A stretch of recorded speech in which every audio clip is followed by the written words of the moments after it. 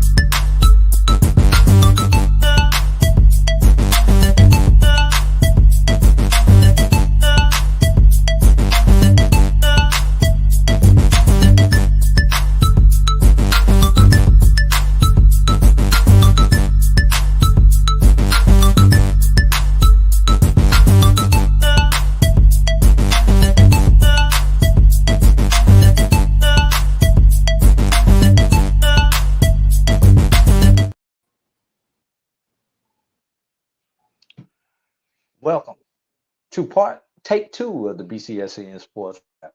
AD Drew, Coach Ferrasi Norman sitting in for Brian Fulford, who is on the road. Coach Norman, how's it going today? I'm doing well. I'm Matt Bryan. Hope he's traveling well. I'm Coach Norman. Happy to be here. Let's have a great show. Coach, you get to move from the kiddie table to the big table today. You think you can handle that Hey, extra help in the food? man, I got up this morning, did my workout, went did my walking, jogging. I'm like, yeah, I'm on the big stage, baby. You know what I'm saying? and Coach will tell you, I mean, we was in the middle of playing the intro, and I'll be doggone if I don't lose all power at my house. It's been raining here in South Georgia all day. Started about 4 o'clock in the morning. It's been raining all day. We've had tornado watches, tornado warnings, thunderstorm warnings, and watches, and we've had everything here today. And right at the Man, start of the show, it sounds like you back in the 808. This is I know when I let me see where's that. When I do that, a lot of people say, "Oh, you're an alpha." This is a shaka. In Hawaii, this means it's all good. So whenever you see me doing this or send that to you in an emoji, that's what that means. So that sounds like what you were just having was Hawaii weather. That's what I'm saying. Hey, brother, it's all good, brother. That's how we talk over there. You know, because we used to that every day. So, but yeah, I was expecting when you went down on me, I was like, where you go? Where you go? What happened? You know, everything like that. So when you text me saying we ready, I'm like, okay, let's go, let's get it. You know, but hey, technical difficulties. That's why I'm a football coach. I don't deal with that computer stuff. I leave that to you guys, you IT guys. You know, I'm a chalk marker board practice squad type guy. And I'm assuming everything is on the back end. I had to call CEO and executive producer Roy Evans and like, bro, I need you to reset everything up because everything just like disappeared when I went back in. And just so you know, the lighting that you see, my battery on my laptop was fully charged, so my ring lights on my laptop was the lighting that you see.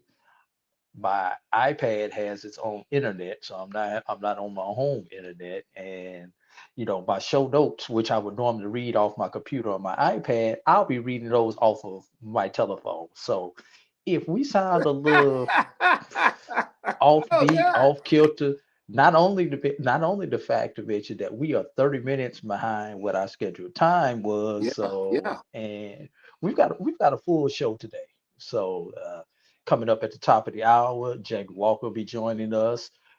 And at the top of the second hour, where what's supposed to be the second hour, we've got Keith Hadley from Fangs Up podcast and Trevin A. Jones, the play-by-play voice of Howard football.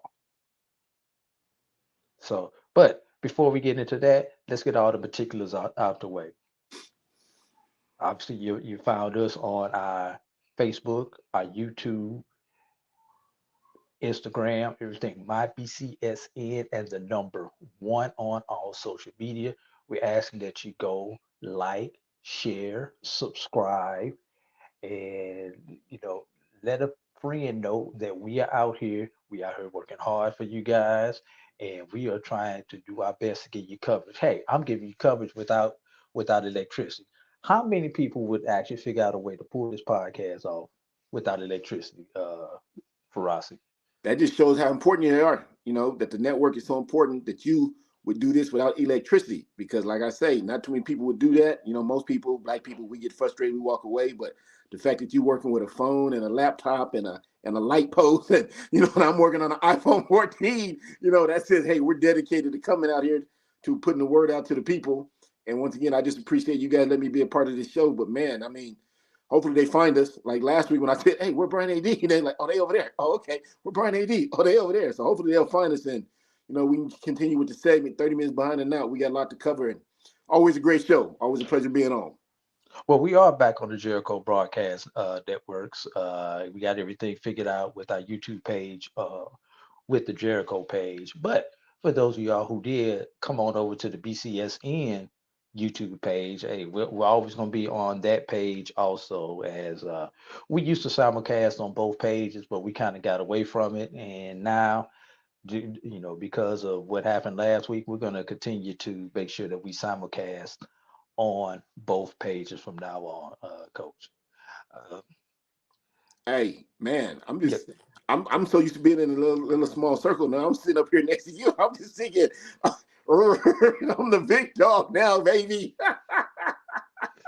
Go ahead and flex, Coach. Go ahead and flex, man. I'm like, hey, I'm looking at my beard coming in good and everything like that. I went walking today. Some lady said, hey, it's looking good, because she lived up the street from me. I'm like, thank you, ma'am. So I'm looking at my beard, looking good. I got a little more room. Usually, I'm in the corner, with you and Brian, but now I'm big. I'm on the center stage, There you go. There you go. Hey, speaking of center stage, Coach What's up? Ross, man, we had an incident. I know you're a football coach, but you are a coach. You're involved around college athletics. You've been around college athletics just about as long as I've been around college athletics. Mm-hmm.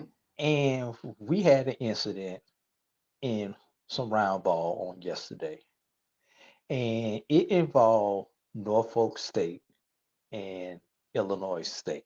I And heard about. for those of you all who do not know what we are talking about, there was an incident towards the end of the game. There were double technical fouls. I don't even know why I'm trying to read it. Basically, from what we were able to ascertain, there was a racial slur thrown from a fan somewhere in the stands that started the whole thing. There were discussions back and forth, and we know what kind of discussions that we are talking about. And then when it looked like things may have been getting ready to get calmed down, the coach of the opposing team, Illinois State, I believe they're the Redbirds. Don't quote me on that nickname. Anyway, then and Coach Jones got into it, drawing a double technical foul against both coaches, which I've been around basketball a long time. That is a rarity when you see both coaches pick up a double technical foul at the same exact time for jawing with each other. And the coaches had to be separated by the players. When have you ever seen that? I seen that video. Doesn't happen too often. Everything like Yeah. that. I was just like, I didn't really understand what was going on, because I kept trying to read. I was on Twitter, X, whatever they want to call it, and I seen the video, and I'm looking, and I'm just thinking, what's really going on? And as I started to read more, I seen the racial slur, and I'm thinking, well, it can only be one racial slur that starts with something like that. But I'm thinking, in this day and age, we 2023 heading to 2024, and we're still trying to use what's the word I'm looking for? I know it's a racial slur, but a meaningless word like that. Now, several years back, my partner out of Compton, YG, he came up with a song called My End. Everybody knows the song, okay? And basically what he was saying, if you got love and respect for that individual, regardless of what color, that's your end. And hey, the whole young youth ran with it. I was substitute teaching at a predominantly Hispanic high school several years back. And this little lady was walking down the street. She had to be about 16 years old. And she said, I was with my end last night. And everybody turned and looked at her. She's like, what y'all looking at?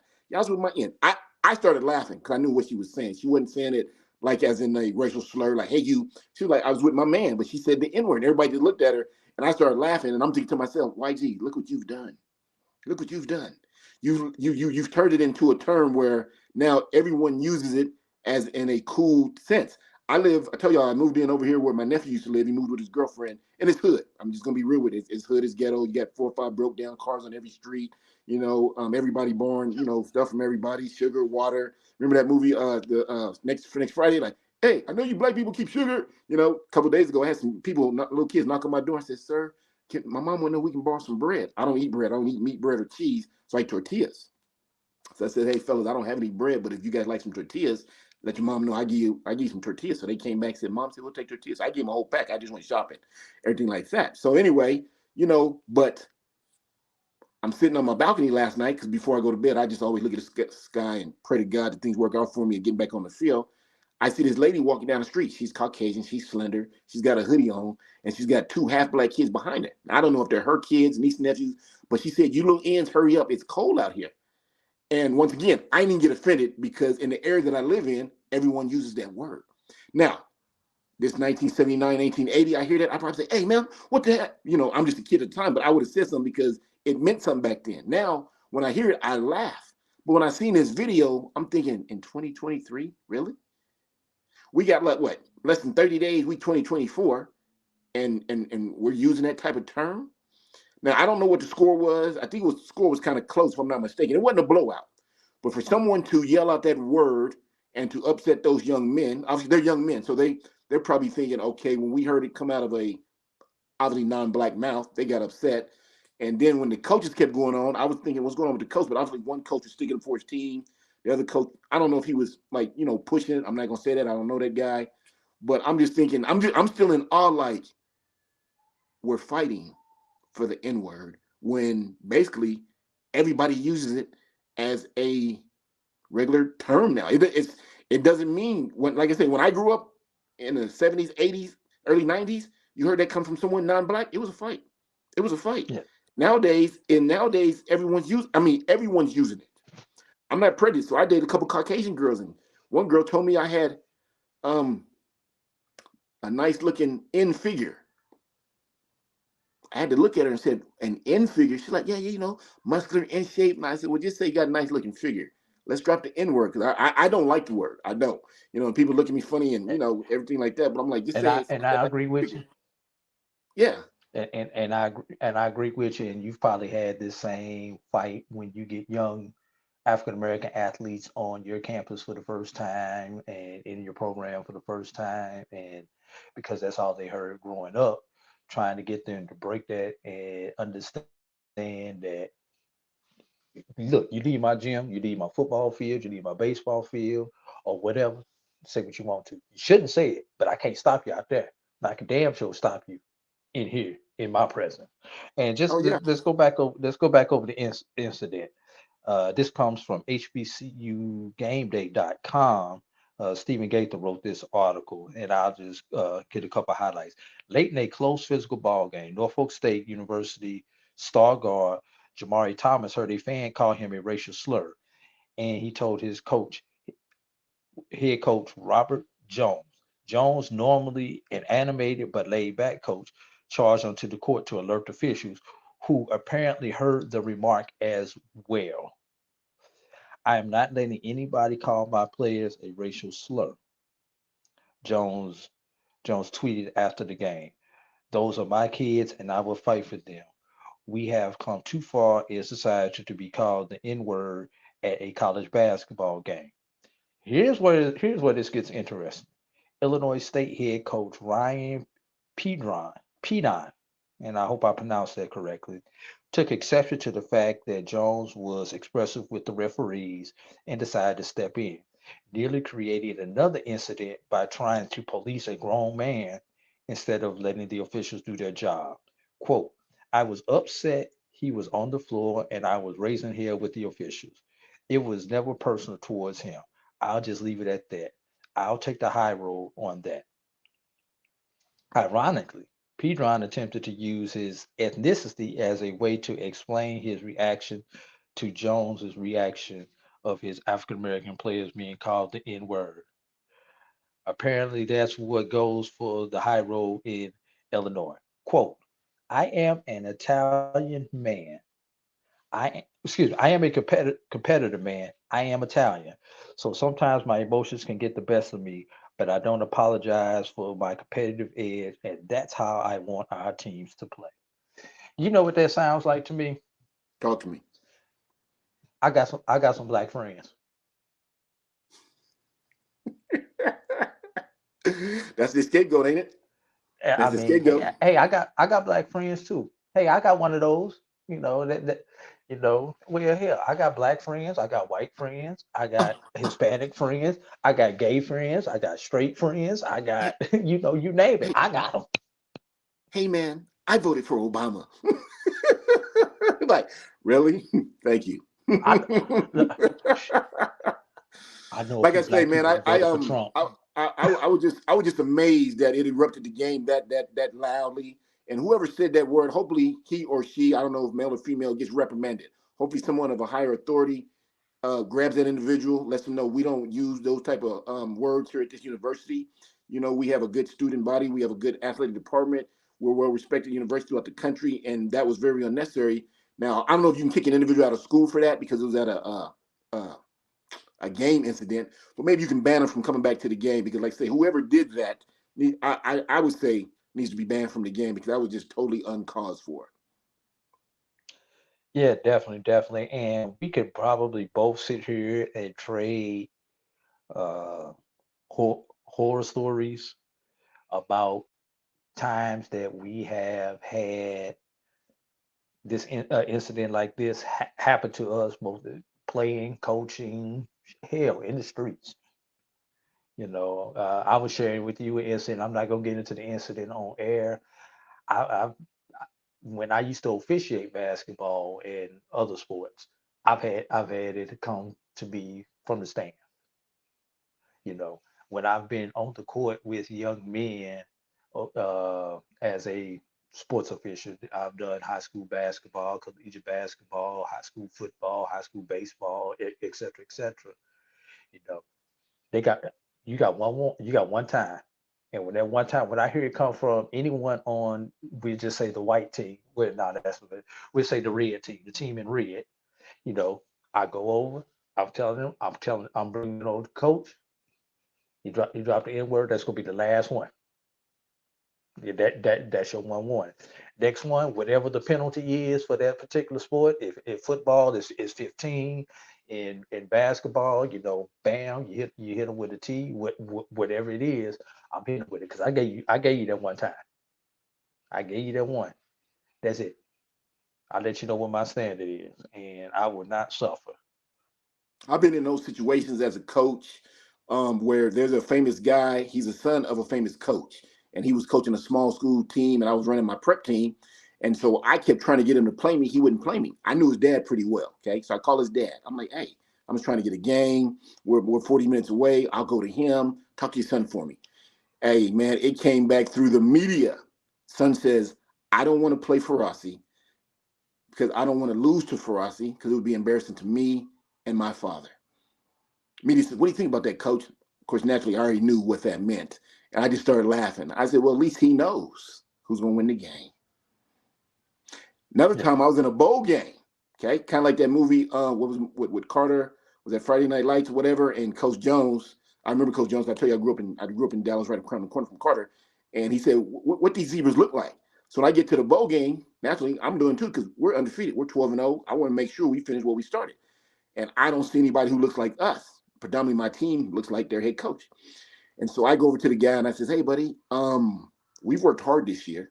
I'm respectful. We worked hard this year, and just want to make sure we get a fair game." The guy looks at me and he says, "Coach, my wife's black." I says, "Oh, thank you. Are we still gonna get a fair game?" "Yes, sir, you will." And we did. But I had to throw it out there because I didn't want to get cheated. You know what I'm saying? I just want. I didn't know how they were thinking because you look, you see 7, 8 refs. You don't know who's saying, "Well, I'm gonna stick with this guy over here," or hey, power or whatever they want to put to it. But the guy hit me with, "Coach, my wife's black." I said, "Oh, excuse me. Thank you for marrying the sister. Are we still gonna get a fair game?" He says, "Yeah," and we got a fair game. We won the game. We got a fair game. So you have to look out for your players. I understand what that coach is saying. I have to defend my players because you make a promise to their parents. I'm going to protect your kid for the next 4 or 5 years. Make sure when he leaves here, he's a man. So if I don't protect him, I didn't do my job. So I still don't. I don't like to fight. I didn't condone a fight. And whoever said that needs to be banned from that gym and keep playing basketball, man. It's a long season. Yeah. Well, the incident occurred with 8:12 remaining in the second half. Norfolk was leading 46-40 at the time of the incident. Norfolk would go on to win the game 64-58 to improve to 7-3 on the season. And from all reports, the fan was subsequently removed from the game. Uh, yeah, the fan was subsequently removed from the game. Obviously, it's too early to know if any further penalties or further actions have been taken against that fan. Go ahead. Last comment. I was gonna say, I would just say that if the fan was removed, keep playing. It wasn't a blowout game; it was a close game by both teams. But I would just if I'm a higher administrator, I would just let that individual know you're not welcome back in this gym for the rest of this season. And I concur with you. Hey, I forgot to get the shout outs out the way. Brian's usually over here. He's the one usually handling all the shout outs, but I guess I got to handle that today. First one in, Tamara T. Yes, good evening. Tamara, what's up, girl? T. I always see you checking in. Let's see. We got Dwayne Sweet in, David Garner, Theron Waters, Demetria Alfred is in. Hey, you know your boy Chuck here, right? Chuck Hunt. What's up with it, buddy? Chuck Hunt. Jeremiah Clark. not Jeremiah. You just wrong. You just wrong for this one, Jeremiah. Going back to the Ron Artest incident in Indiana in about 2002, 2003. Somewhere up in there, 2004, and bro, you just wrong for that. I just want to let you know that. Mary 305, thanks for joining us. Mary, what's happening? She always check in. What's up, Mary? I know she's a big fan, Rattler fan. Yeah, here Wildcats. Hey, appreciate you being here. Hey, who you? Here Wildcats band talk, HBCU band talk. Let me know who you got in the band of the year contest. I want to know who you got in the band of the year contest. HBCU band talk. You're supposed to be the expert on the bands. One of the experts that we got out here, Jeremiah Clark. hey, if Langston ain't number one, then something's wrong. If Langston ain't number one, then something's wrong. Well, Langston ain't gonna be in Atlanta, so we ain't worried about them right now. You got Virginia State and Florida Memorial in the one division, and then you've got North Carolina A&T versus Jackson State in the other division. Karen Griffin. He answered it right quick. Oh, Flomo and A&T. I like those two. I think that's a pretty safe bet right there. JG Rattler, what's going on? Hey, coach, let's check this out. We getting ready to go ahead and we're gonna take our first break. But coming up after the break, hopefully we can get back on track. We'll have Jamie Walker joining us.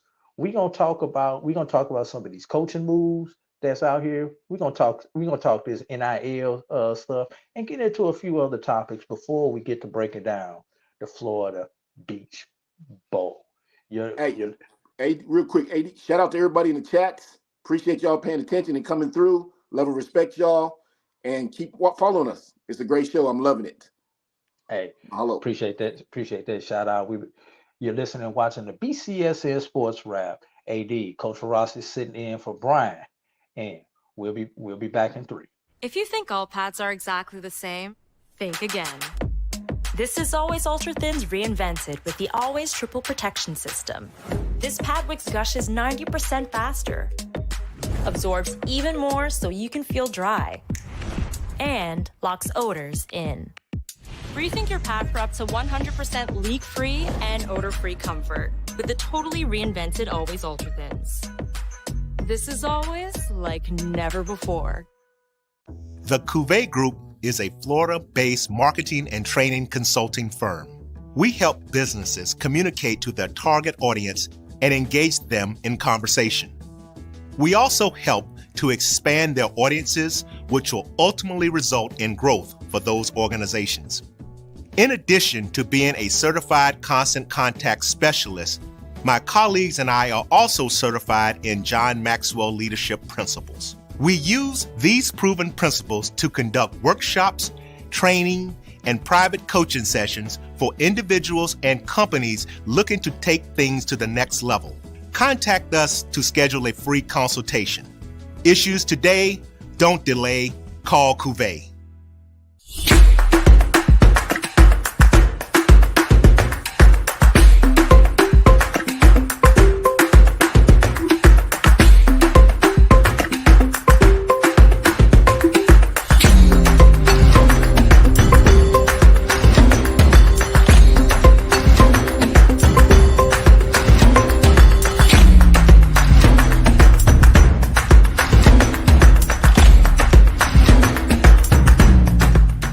Looking for the latest information on Southern University sports, the Southwestern Athletic Conference, and HBCU athletics, there's only one place to go.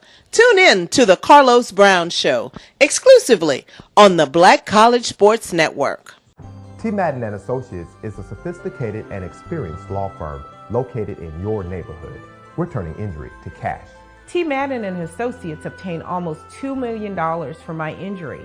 They turned my injury to cash. Now, we can't guarantee how much your injury is worth, but we've recovered millions for our clients. Call T. Madden and Associates at 833-PAID-123. That's 833-PAID-123.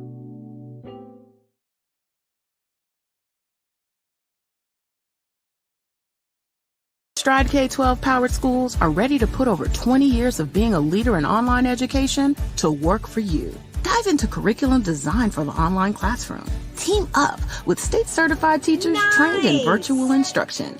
Take control of your child's education journey. Discover the power of personalized learning with a leader experienced in preparing kids for a future they can be excited about. Take charge. Stride K-12. Enroll now for the fall.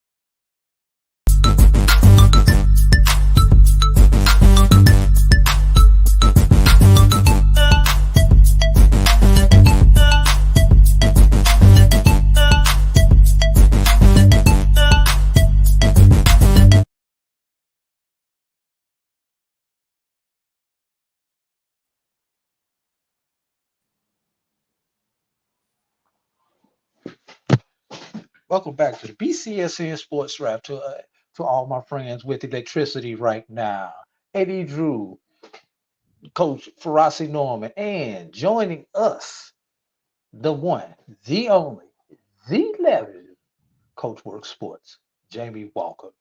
Jay, what's going on, my brother? Hey man, what's going on? How you feeling? Hey, did y'all get a whole bunch of rain up there in Atlanta like we got down here in South Georgia?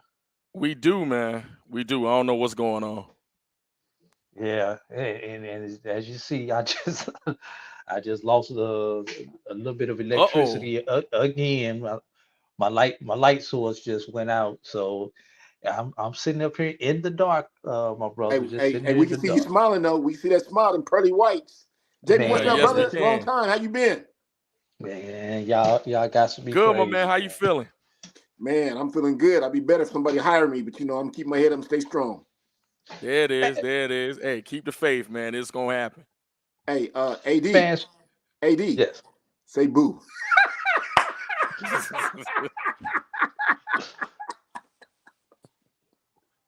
Bruh, you got jokes. That's all I'm gonna say. Yeah. I'm trying to keep the show live, but I'm trying to keep the show live. Keep the show alive. All right. Is that like the Jesse Jackson, keep hope alive, my brother? It's some on that same side, some on that same sport. I got you, man. Hey, speaking of coaches and finding jobs, just quickly without giving away anything as far as who you've been talking to, just how in general, how's the search been going, brother? I think people would be interested to know. I've talked to one school who said that after the first of the year, I'm number one on their list.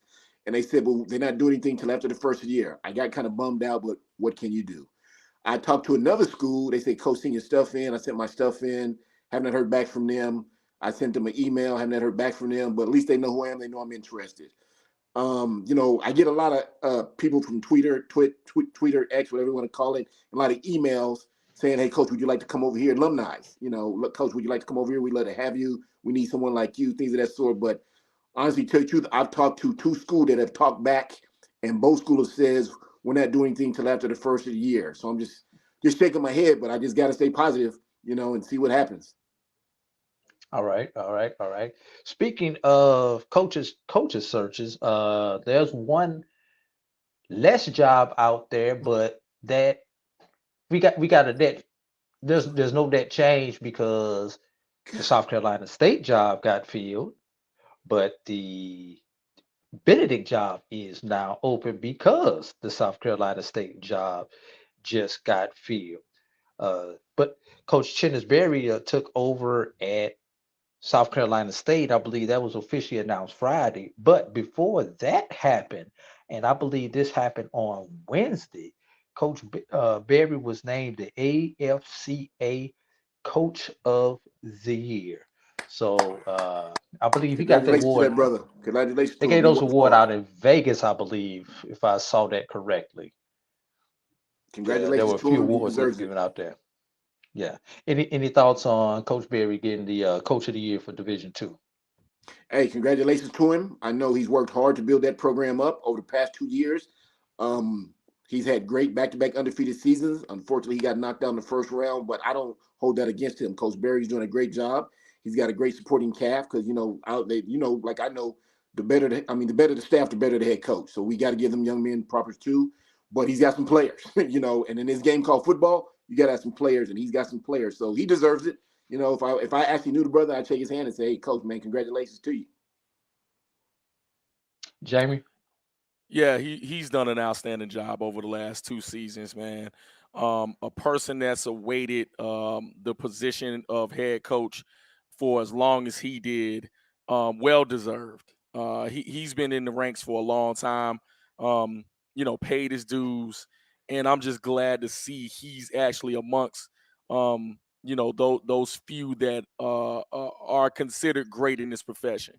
So Yes. well deserved. And even with this new position that he's gotten, I'm curious to see what he's gonna do. But he's amongst those names, those few names that get called for these jobs. And here he is now. Just congratulations to him. Yeah. I have no doubt he'll do a great job. I have no doubt he'll do a great job. Speaking of new job, Chennis Berry, a longtime HBCU football assistant who turned Benedict into a top 10 team in the NCAA Division II, was officially named as head coach Friday afternoon in a post on X, formerly known as Twitter, by the South Carolina State University Athletic Department. And also, the Bulldogs also named former football player Nathan Cochran as their full-time athletic director today. So not only did Buddy get rid of one job, Buddy got rid of 2 jobs on the same day.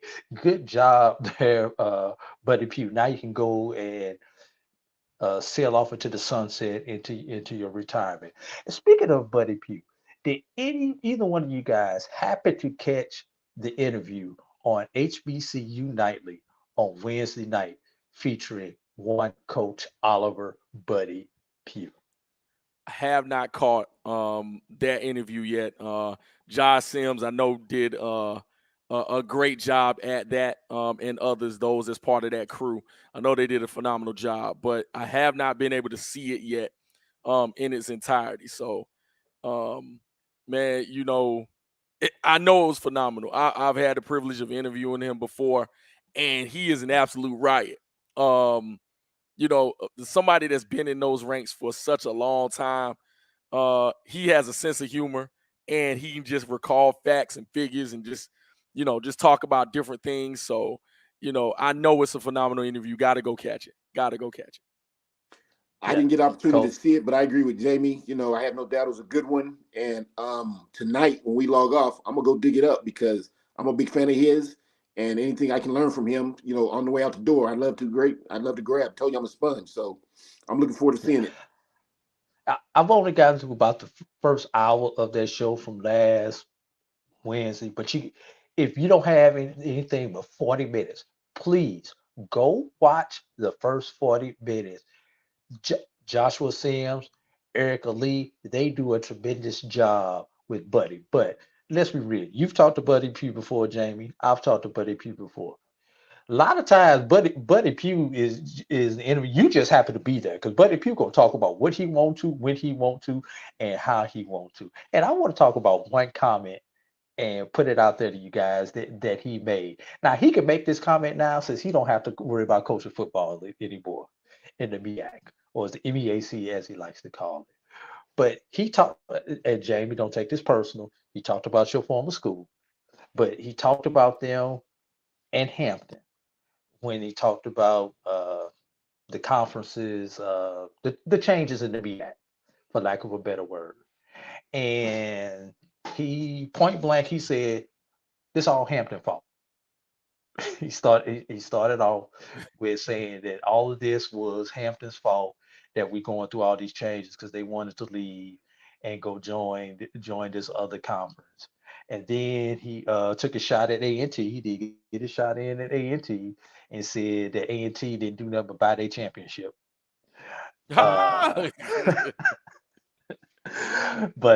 the one thing that he did bring out that I think was a good point is he honestly thinks that the MEAC teams right now should not be playing Hampton and A&T because they decided to go over there. If you understand what I'm saying, he doesn't have as much of a problem with FAM and Bethune, although he's still a little bit upset at FAM and Bethune because they at least joined another HBCU conference. But he really thinks that Hampton and North Carolina A&T really should not be playing MEAC competition. And if we go back to the first year when Hampton left the MEAC, they were completely frozen out of playing MEAC. They were banned by Commissioner Thomas from playing any MEAC school, which included the real HU. They did not play that year. If everybody goes back and remember that, either one of you guys want to give your thoughts on that? I'll let Jamie go. You're more familiar with the conference. I think that he has the right to have that feeling. You know, as his prerogative, he's been coaching. You know, he's forgotten more ball than I ever know. In relation to being within that structure and that conference, I understand there's a loyalty to the MEAC, especially from South Carolina State, who's been a perennial winner of it. I'm not talking about in these last, talking about 5 to 6 years. I know as the one Celebration Bowl appearance in which they won, but I'm talking about back in the day. They ran the conference, period, point blank. And so he has the right to say that. But what I will say is based on the region, based on regionality, you're talking about schools that are having hard times scheduling people in general. There are certain people that have talked about that when it comes to, what the MEAC is able to do scheduling wise. So that's why the schedule does oftentimes look a little different than maybe say the SWAC counterparts who have 12 schools that are able to schedule more games. When you're talking about 6 football playing institutions, you kind of can't cut out who you play. Also, there are certain rivalries that go within, that go beyond the conference. Some rivalries that have stretched with a couple of conferences, such as, the CIAA that have gone into the MEAC.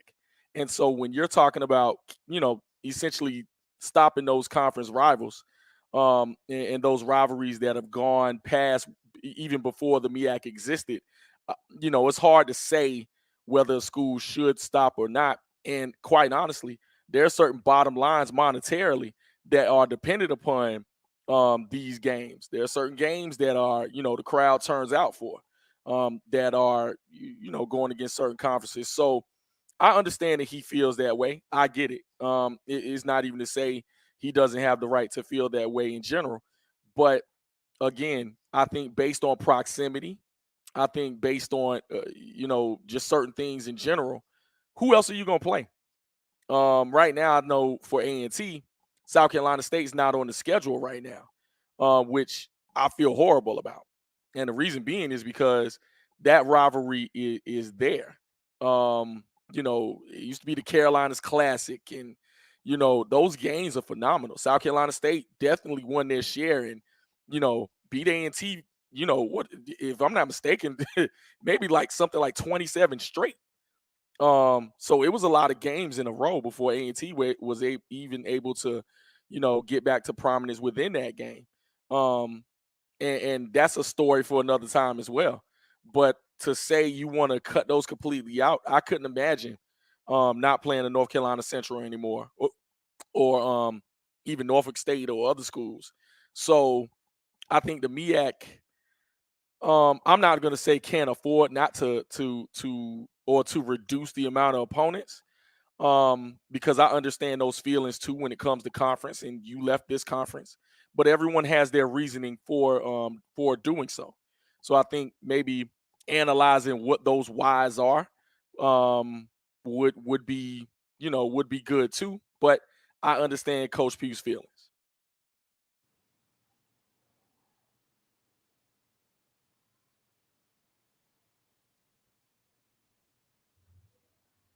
Coach, what you think? Once again, I don't know much about that conference. I just know that it's good football back in that area. Like I said, he's got his own opinion, and when he speaks, everybody needs to listen. He probably said what he said because he had a good reason. But me, myself, just being a ex-player, I played black college football, everybody knows that, and trying to break into the coaching system. As long as they can continue playing and giving us a good product on Saturday, brother, I'm happy. I don't see a reason why no one should not play nobody. I was at Langston, and I mean, heck, we were the only black school in Oklahoma. The closest school was us, was Prairie View and Texas Southern. We played Prairie View both years. I was there in 95, 96. When I went back to coach, I coached against Texas Southern, I could say. Other than that, we was out there by ourselves, and we called it the OIC, Oklahoma Intercollegiate Conference, or something like that. OIC it was, but and I was thinking to myself, like, wow, man, I wish we would just play some more black schools, because we beat Prairie View, we beat Central State, we beat Pine Bluff, so we would always be early. We'd be 3-0, and we get some votes, but for the rest 7-8 games, we wouldn't get nothing. So as long as them schools can continue to play each other, I clap and stand up and say, hey, just keep putting a good product on the field on Saturday. Eddie, you there? Yeah, I mean, Coach, and we'll chop it up about it. It's interesting. There are a few things that are interesting when it comes to just the conference pride. I think the MEAC and the 6 football playing schools, the 8 institutions in general, are prideful institutions who brought together those institutions for a common cause. So I can understand when you have schools that were once in it that left. There are some people that share that same opinion. Not so, harsh at, the Florida A&Ms and the Bethune-Cookmans who went to another HBCU conference. And again, that's their, prerogative. But they had their own reasoning, and I would say it's the same kind of reasoning that a North Carolina A&T left. I can't speak for Hampton more so than anything, but they had their reasoning as well. But you're talking about prideful teams who, essentially wants those alliances, those purposes that were unified for such a long time, to continue to be there. And with the landscape of how football is now, there are certain things monetarily that test the loyalty of what the purpose of you unifying was before. I think, we're going to talk about some of that, but when you're talking about the money that's involved in college athletics, especially football, football can break you. Institutions now are having to decide bottom lines over whether or not to keep the sport or not, or where to go with the sport. I was reading some things the other day when it came to it was primarily involving Teddy Keaton and his moves and his interesting path in becoming a head coach and just in general when programs decide they can no longer sustain football or sustain athletics in general. And so we're in a time now when you're talking about the NCAA promoting certain NIL conditions, when you're having programs having to decide whether or not to keep certain programs, whether or not we're going to keep football in general because it's such an expensive sport. Those are the kind of decisions that ADs and presidents have to make when it comes to things now. I have a good friend in this space as well that talks about the way that us thinking those schools in the HBCU space should go up to the FBS. Now, you know more about the collegiate space than I do as far as expenses are concerned. So just talk about that and the decisions that schools have to make when it comes to even changing conferences. Because I don't think conference churning, as Dr. Cavill would say, is going to change anytime soon, especially when the money has gotten so much bigger. A lot of times when schools, like you just said, it's about money. I'm two schools I'm thinking of right now is USC, UCLA. They've been a part of the pack since day one. Now they're about to travel to the Mid-East. I'm a USC fan, and I'm scratching my head like, why? Money. I mean, we didn't do very well this year, but I'm a USC fan. I'm a Texas fan too. But it's about the money. And normal time when you talk about a black school moving up, for example, I'm going to use Langston. I know a lot of time people say Langston go SWAC. Well, Langston really don't have that kind of money because that means we got to implement more sports. I think right now we got football, men and women's basketball, men and women's track, and we got softball. I know that for a fact, got softball. But if you step up to the SWAC, you got to come up with 3 or 4 more sports, which means you got to come up with some more money. And we are still one of the smallest black HBCUs out there. I'm not going to say we're still the smallest. There may be 1 or 2 smaller than we are, but I mean, when you're talking about stepping up, that means you got to come up with more money, and we don't have it. So a lot of times that's why you don't see a lot of those schools, HBCUs, moving up to that level because that means, one, you got to come up with more money and you got to come up with more sports. So we just figure we stay where we are. We're comfortable. We're good.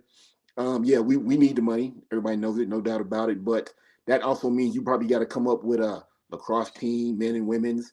You got to come up with a cross country team, badminton team. I mean, all these little teams that come up with stuff that you got to come up with just to move up. And with that comes money. And so we don't have that kind of money. Wish we did. I wish we had a better alumni base. We got a lot of people that graduate every year from HBCUs, but not everybody turns around and gives back. I'm guilty. I don't give back to Langston all the time. Since I've been gone, I left in 97. I've probably only given $5,000. And so I probably need a smack on the hand. I'm not a rich guy, but I probably could donate a little bit more. But that's something. You know what I'm saying? I'm a single man. I do a lot of traveling, but that's something. But we just don't really give back compared to some of the alumni. I know for a fact, like once again, USC, Ronnie Lott donates Ronnie Lott donates $1 million a year to USC. That's Ronnie. Now, think about all the alumni that come from USC that play in the NFL. There's a goo gob of them.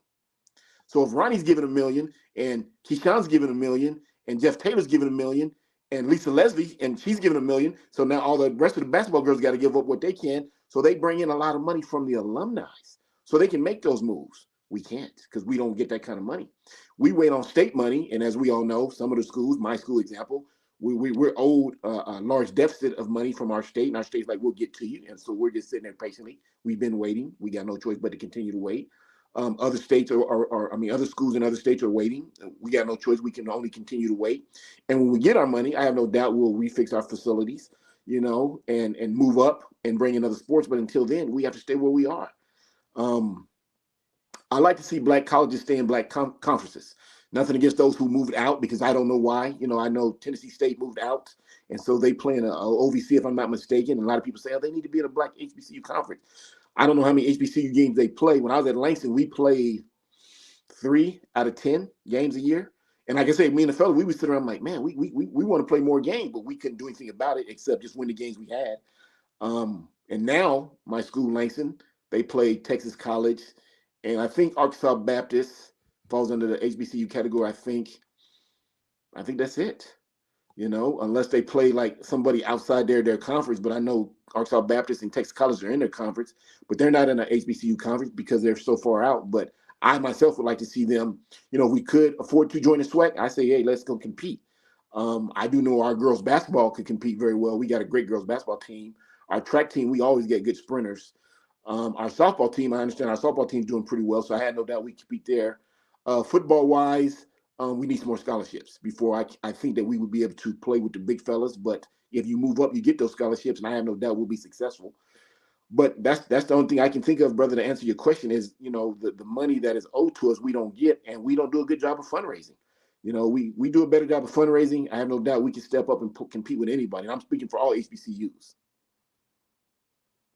Absolutely. All right, fellas. While we're still talking about coaches, got a few schools out there with the coaching searches, and I'll just throw all of them out there. Then I'm gonna let you guys give your opinions on reports that you've seen. Grambling has announced their committee to hire their next head coach. Yeah, we've heard that name. That's out there as one of the people on the quote unquote list. Whether he is, whether he isn't, whether he's been eliminated, who knows? Southern, expected to hear something from Southern last week. Did not hear anything from Southern last week. Hopefully we'll hear something from Southern this week. Also, Texas Southern, another school that I thought we would hear something from last week. Have not heard anything from them. Probably hear something from them this week. Those are your ones that are left on the Division I level. On the Division II level, you've got Morehouse out there. You still have St. Augustine, and now you've got Allen and Benedict, which were created because their coaches left and went to another school, while all the other coaches either were fired or resigned or contracts were not renewed. Allen and Benedict's openings were because of winning, because their coaches did so good in their situation. They were afforded the opportunity to go on to another institution. And of course, the Benedict job just opened up Friday. So it may be a couple of weeks before we hear something from Benedict. All right, fellas, two questions. Number one, will any of these be filled before Christmas? Let's start off with that one, and then anything else that you're hearing as far as chatter with any of those coaching openings. Jamie, you go ahead and go first, brother. Yeah, I'll let you go first, Jamie. I could see Southern and Grambling filled before Christmas. And the reason I say that is because recruiting is being involved. The transfer portal, for example, you're talking about players needing and wanting to know where those schools stand in relation to who's going to be those hires. So I think you could see those being filled. The D2s are a little bit different, only in that the players going up and down in relation to who they're going to keep on their rosters may be a little more fluid. But I could easily see the Southern and Grambling positions maybe even filled this week. I could see that happening because unlike past years, I think there are certain dominoes dropping in relation to who's going where. Is real interesting. Even with the domino one dropped already with Yeah. Chennisberry. Everybody was waiting Absolutely. on Chennisberry. That was the first domino. So I think everyone else, there may be some waiting that is in there, but I think after that Chennisberry domino drop, I think now everyone else is kind of waiting on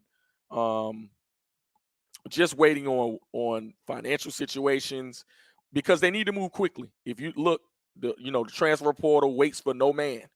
You see players going up and down, deciding to stay, all the kinds of things. And I think ADs and presidents are under immense pressure to now see who they can keep. But also, this is something new, maybe for me, but just in the space that people are honoring buyouts now. Like, they're not keeping coaches, you know what I'm saying? And what I mean by honoring buyouts is those are not even considerations to some squads anymore. You know, people are just like, okay, we need this new coach. We want to make this change. Okay, we'll honor this contract or honor this buyout or have to pay the money. We just need these other folks. So somehow, some way, people all of a sudden got the money to pay, you know, both the buyout and the new coach. And kind of maneuvering how that goes, I think, is affecting how coaches are being hired as well. Before I turn it over to Ferrazzi, Jamie, of the D2 jobs out there, once again, Allen, Morehouse, St. Aug, and Benedict, which one gets filled first? Oh, wow. Woo. The Benedict job is probably the most ready.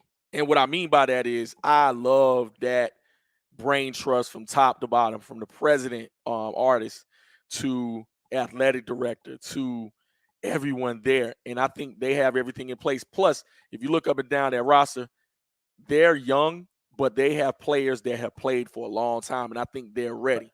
Now, But how many of those players go drive that hour? that's what that was the other point. That was the other point. Depending on what happens, that job could be appealing or not. Now, I haven't seen too much movement. It could be just because it's not broadcasted, but I haven't seen too much movement in relation to who's coming with them. But I can tell you in that offense, because I've studied it, they had a lot of young players. A lot of young players. That receiving core was young, besides Mr. Harden, Reginald Harden. Otherwise, you're talking about those receivers on the outside, Mr. Caden Hyde and others. They were young. And so we'll see if they decide to make that jump. But Benedict will probably be the most appealing. I love Allen as well, because depending on who decides to stay in that program, I think, you know, if you look at A.D. Jasher Cox and others, they are now transitioning to becoming a phenomenal program facilities-wise. They're making the investment into the school. And so, you know, I like where that sits as well. But, you know, Benedict is probably the most ready. I think that will be filled soon as well. Coach? I want to ask and answer, if I can, at the same time. I want to ask, why do we wait? Now, I'm new to this. I played black college football. Everybody know that. No, I played at Langston.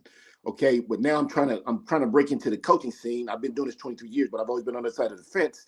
And I'm used to when a school opens up within a week, they get a new coach, even at a small NAI or D3 school, even at a junior college. But Texas Southern, Grambling have been open, and those are all good schools with good names and can get good quality athletes. The smaller schools you mentioned, I'm with Jamie. Benedict, I see them probably getting, as soon as they say, hey, we're open, boom, they're going to get 100 applicants. They're going to get 100 applicants. And they might get Coach Norman's name, you know, I'm throwing in there and everything like that. Hey, go ahead, Coach. Go get it. Go get it, sir. Hey, buddy, I bar down from none, you know what I'm saying? You know, and Allen, I can see when A.D. Cox decided to open up his job, I can see 100 names getting thrown out there and everything like that. The other two schools, you know, they're having financial problems and everything like that, but as a coach, we can't worry about what the school financially is. We got to get there. We got to get on recruiting. We got to see what's already there, what we can use.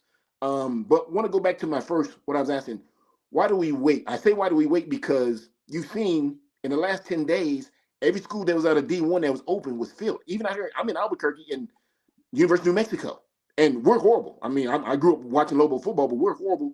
But within 7 days, we had a new guy. But yet, Grambling threw out a list of 5 names. Southern is tight-lipped. I mean, I'm calling people that played at Southern and played for the great Pete Richardson. They're like, Frost, I know nothing. I'm like, come on, brother, I said, just give me something. I know nothing. Texas Southern, honestly, I'm gonna tell you the truth. I thought Texas Southern would hire the brother from Valdosta State. When Valdosta State lost that Saturday, I said, oh, they're introducing him Monday. From Houston, an alumni, good coach, knows what he's doing, has a winning record. Nothing. Now, we know they've been in conversation with Fred Minair, who's a great one at this level, no doubt about it. But I'm just thinking, you don't have to wait.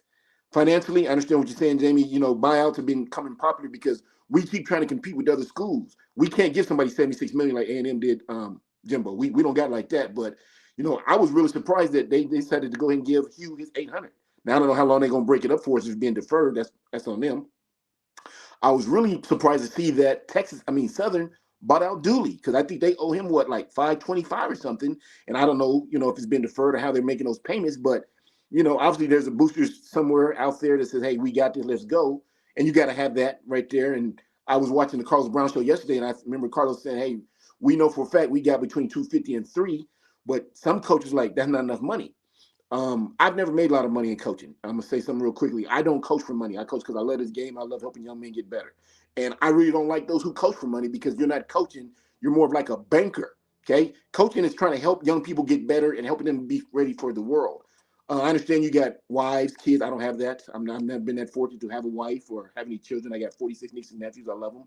But I understand you got to be able to take care of your family. But you got good jobs out there. And I heard the AD, there was a statement put out by the Southern AD saying 5 people have said, if you can't pay me Power 5 money, I'm not interested. And I'm shaking my head like, huh? What's that? What's that? If I can't pay you Power 5 money, you're not interested. So you coach for money. It's hard to ask a Power 5 offensive coordinator who's making $750 to $1 million on the Power 5 level to come down here for $300. I mean, Yes, let's just be real. That's a change of a lifestyle.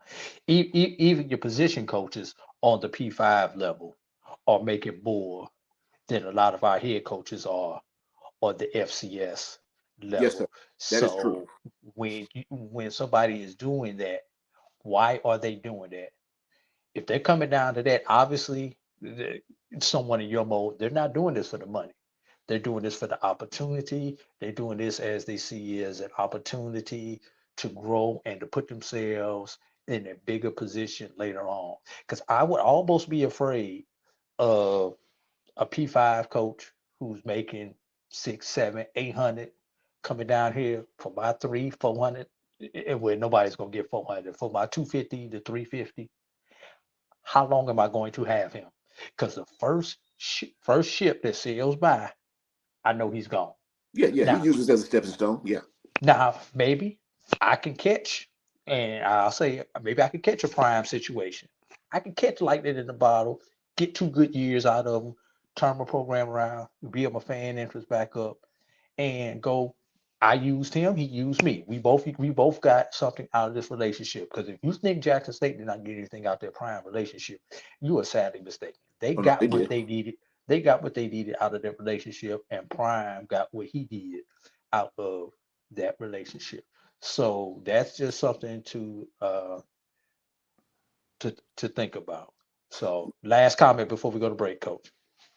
Why are we looking at Power 5 coaches when we have so many of HBCU? We got coordinators, we got position coaches, we got guys who've been in this game 20 plus years.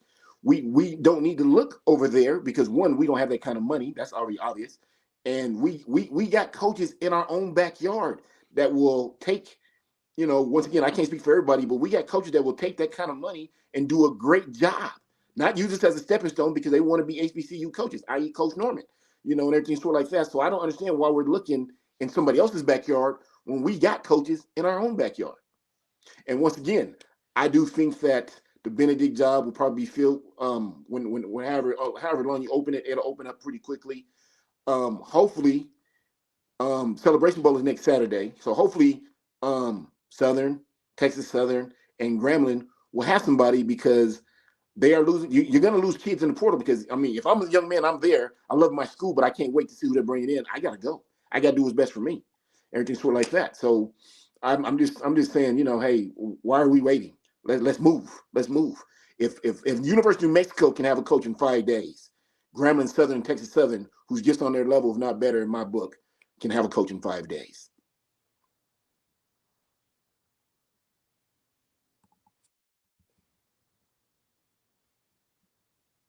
You're on mute, Andy. And with that note, we're going to take a break. Jamie will be back on the other side of this break. When we come back, we're going to talk about this new NIL stuff that we've gotten from the NC2A. And we are going to talk about some hoops. And I'm not talking about all the upsets that we're getting from our HBCUs over P5. I'm going to talk about a decision that's going to affect a lot of our teams in the postseason. You're listening and watching the BCSN Sports Wrap. Coach Rossi sitting in for Brian, who's traveling today. Be safe, Jake Brian. Walker, AD. We'll be back in 2. Supermarket sushi, really? No. Wait, Troy, you work here? I'm never not working. Like Head & Shoulders Scalp Shield technology, up to 100% dandruff protection, even between washes. Never not working, huh? Oh, Troy, you're such a good teacher. Yeah, I know. Never not working. Never not working. Never ever not working. Are you serious? Never not working. Dandruff protection that's never not working. Head & Shoulders Scalp Shield technology. It's never too early to plant the seed, to share the tradition, and instill a sense of pride in your HBCU with your little ones.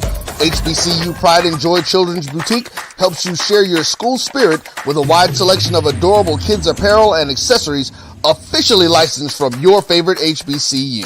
Visit hbcupridejoy.com and follow us on all social media at HBCU Pride Joy on Facebook and Twitter. This is Brian Fulford. AD Drew and I are co-hosts of the BCSN Sports Wrap. We talk about all things related to HBCU athletics. From the games, teams, coaches, and fan interest stories, we cover it all. You can find our shows on Facebook at BCSN Sports Wrap, YouTube at MyJBN Online, and everywhere you listen to podcasts like Anchor, Spotify, Google, and Apple Podcasts. You can also find the show on the Jericho Broadcast Network's app. Make sure to download. We look forward to you joining the conversation and being a part of the show. You're looking for the latest information on Southern University sports, the Southwestern Athletic Conference, and HBCU athletics. There's only one place to go. Tune in to the Carlos Brown Show, exclusively on the Black College Sports Network.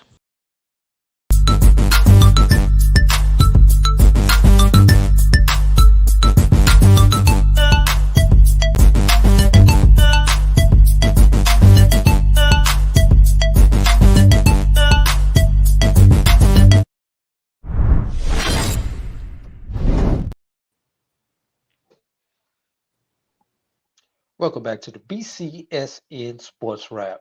Coach Norman sitting in for Brian, who's in a plane right now heading back to Orlando, and Jamie Walker. Hey, before we go a little further, I want to give a couple of shout outs to people who joined us, like Dr. Cavill joined us, Jeff Roberts. I think I already hit Jeremiah Clark, Alex Hines out here joining us today.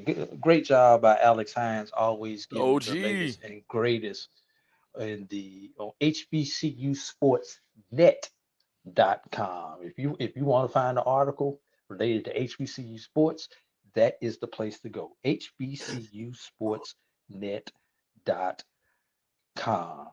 All right, let's start off with NIL. Let's start off with NIL, fellas.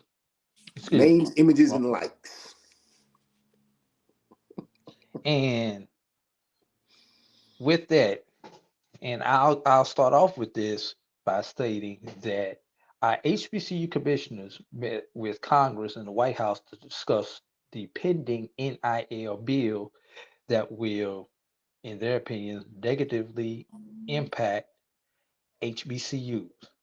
The four sports conference leaders traveled to Washington. This comes from HBCU Legends. Shout out to Kyle Mosley for this one. The four HBCU conference leaders traveled to Washington, D.C. to engage in a critical discussion at the White House and in Congress about pending NIL legislation that could cripple sports programs at HBCUs.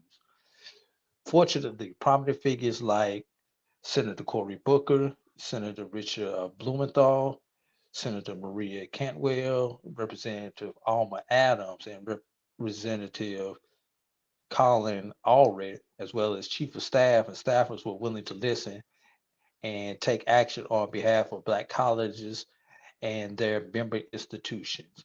Quote, it is beyond the name, image, and likeness conversation for us, Commissioner Jackie McWilliams said to HBCU Legends. It was an opportunity to make sure that they knew who we were.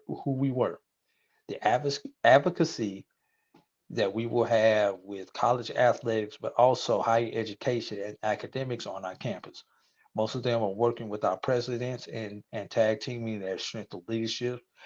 And we're trying to protect the interests of our students and student athletes. And here's the problem. The recent proposed NIL bill requires schools to begin classifying student athletes as employees. Should it become law, the leaders of the conferences believe it will burden HBCUs and force them to dismantle parts of athletic programs across the country. So that's it in a nutshell. Coach, I'm gonna start off with you on this one. Your comments and your thoughts on that pending NIL legislation and the full conference commissioners going out and talking to Congress to express their opinions on this. AD, I don't really know how to answer that one, brother, because I think that we have taken the amateur status away. Now we're all pros. True enough. Student athletes make a lot of money for these universities. They deserve something. I don't know where it became wrong when a full scholarship, tuition, books, dorm, meals didn't become enough. Then we kicked in a monthly scholarship check. Some people got more than others, depending on if they were starters, or some people got because you had a higher GPA. That was not enough. So then now we have NILs where kids can go out, name, images, likenesses, can make millions of dollars. And so you got these committees who are saying what a kid cannot make. I think that we've taken the amateur. I know I'm getting away from what you asked me, brother. I apologize, but I'm just as a coach, I'm just thinking we got away from the amateur status, because once you start paying a person, he's not an amateur, he's a pro. Once you receive a check, you're no longer an amateur, you're a pro. You got the PRO on your shoulder now. So we've thrown out the amateur status at the collegiate level for all sports, football, basketball, baseball. I mean, we got kids making, what's Shedeur getting? $6.5 million? There's guys who play pro sports that don't get that. Archie Manning, Arch Manning, he gets what, 8? He's a redshirt freshman and he's transferring now. So I'm a little confused. I'm a little distraught because I'm thinking, what happened to the basic scholarship, and what happened to the scholarship check? What I was going to vote for, and I wrote in, let's don't pay them. Let's give them a stipend. At the end of, let's give them a stipend. Full scholarships get this, partial scholarships get this, PWOs get this, academic students get this. The student athlete deserves something. Yes, they go to practice, they work hard, they play, they raise money for the university. They deserve something. But when a kid can be 19, 20, 21, and he's getting $6.5 million a year, what's my motivation? Like that, what's my motivation? What's my motivation to get up and go to class? What's my motivation to keep my 2.5 or my 3.0? I have none. I got money. Bo Jackson said he drove around in a beat up Ford for 4 people try to say he got paid. I don't know if he did or didn't, but he said, I drove around in a beat up Ford for 4 years. I didn't get a new car till I went pro. You got kids driving Range Rovers and BMWs and Escalades now, 19, 20 years old. I got an Escalade. I'm 51. So, I apologize if I didn't answer your question correctly, but it distraughts me when I hear about that, because I'm thinking, wow. So now I got to go into a room. I got to recruit your son, and I got to answer the question, Coach, how much NIL money are we getting? Or I talk to Ford, Chevrolet, BMW, and we say we can get, and there's nothing I can do except, yes, sir, whatever they decide to give you, I can no longer disagree with. Manage your money well, young man. I mean, wow. So my motivation to go to class, to stay on Coach Norman's team is what? My motivation to be successful because I'm a millionaire is what? So I know a lot of people probably disagree with me, but that's the way I think. So I'm sorry I couldn't answer your question correctly, brother. But I just, as a coach 25 years and as an ex-student athlete, I was satisfied with the scholarship check. At Langston, I got 303. 95, 96. I got 303. I was happy like a rat in a cheese factory. I didn't go to the mall and spend my money. I was never a jewelry type guy. I'm from the ghetto, so we didn't have that kind of stuff. I stacked my money. So when I left school, I had a couple dollars. I wouldn't buy me a new car. But now you can come to me. First, we're going to recruit you. We want you to play this. And, well, Coach, I've talked to Chevy. I've talked to BMW. I've talked to Frito-Lay. And they're going to give me, and you can say nothing except, okay. Now, you call my father or my mother or my grandmother and say, Price ain't been to class. Well, he paid my light bill last month, Coach, so I really don't care about class. That's what you get now. You don't get what? Put that boy on the phone. Coach, I'm so sorry. I raised him better than that. You don't get that no more. You're like, well, hey, Coach, I got a new car. My rent is paid for next 6 months, Coach. I'm told. So now you're in this dilemma like, Then you have to question yourself, why am I doing this? Because, I mean, we've taken out the amateur status. Once again, AD, I apologize. I didn't answer your question correctly, but we've taken out the amateur status. And we've made these young men professionals. Go ahead, Jamie. Well, I mean, first of all, I'm glad that the commissioners went down there to advocate. I know some action that happened before when it came to them giving their input to Congress, because it's very easy to, and I'm on the player empowerment side. I am. But I think people classify these players for those few that have the money and don't consider everyone else that a blanket law would affect. So I'm glad that they went and advocated for HBCUs and really low resource institutions in general. Alma Adams, being one of those people that has, served North Carolina A&T in particular well, who's always been an advocate, someone in our corner. I'm glad they went to speak to her. Senator Cory Booker, who was a D1 athlete at Stanford, is passionate about this. But when you're talking about Power 5 institutions that conceivably have that money to be able to distribute to those athletes without everything else being affected, I think you can't have someone, hey, they're the lights. Look at there. Look at there. See, I was talking good, man. I was talking good. But when you're talking about those for the internet to kick back on in the house instead on my iPad. On your phone. Okay. But yeah, I mean, when you're talking about these institutions, you got to separate. And I think you're seeing some of the separation. Years ago, they talked about, especially when it came to football. And I encourage, there's a I know we don't talk about the 4-letter often on here, but those 30 for 30s that they had were always phenomenal when it came to breaking down financials when it came to college and college athletics in general.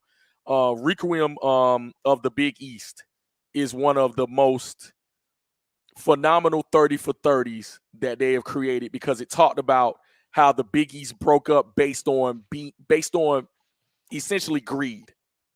And so when it comes to these institutions and what the NCAA now kind of being proactive in things they should have done before to kind of bottle this and contain this up. It's always funny to me because I just call it capitalism being capitalism. Is basically eating each other up. And so it's always funny when your biggest capitalist becomes socialist. All of a sudden they care about the money. They care about who's getting what. But I oftentimes think when it comes to these commissioners in the HBCU space, they know exactly how much money is involved and what it would do. If you're talking about this, you're talking about Title IX, and you're talking about other regulations when it comes to sport, in the collegiate sport and amateurism. I agree wholeheartedly with Coach. The amateurism model is decaying right before our eyes. At the same time, you're talking about the fairness of it all. And all it is amounting to is the Power 5, now, and that's about to turn Power 4. These institutions are the ones with the money, and it's all going to be the football money when it comes to them, and everyone else is going to have to figure out where they stand when it comes to this. And I'm glad those football playing institutions in the HBCU space and those commissioners could get together to talk and advocate for themselves. Because when it comes to this, we cannot afford as HBCUs to have to be regulated by this new law that would tell our players that they have to be employees. Imagine having to say, okay, now we got to spread our payroll around. Imagine that. You would have to cut out sports. You would have to cut out members of your institutions. Well, hold on. Imagine Stop right there, certain James. schools. Stop right there. Stop right there. Okay. Now, you're saying having to cut out sports. Isn't that defeating the purpose? It absolutely is. It absolutely is. And I hate to say this, it's in the name of fairness, but it's not really fair. Because you're talking about players that come to these institutions for pride, for the name on the front of the jersey, for all the right reasons, to enhance the collegiate experience. We know that only 1%, less than 0.01% are going to play professionally. We know this.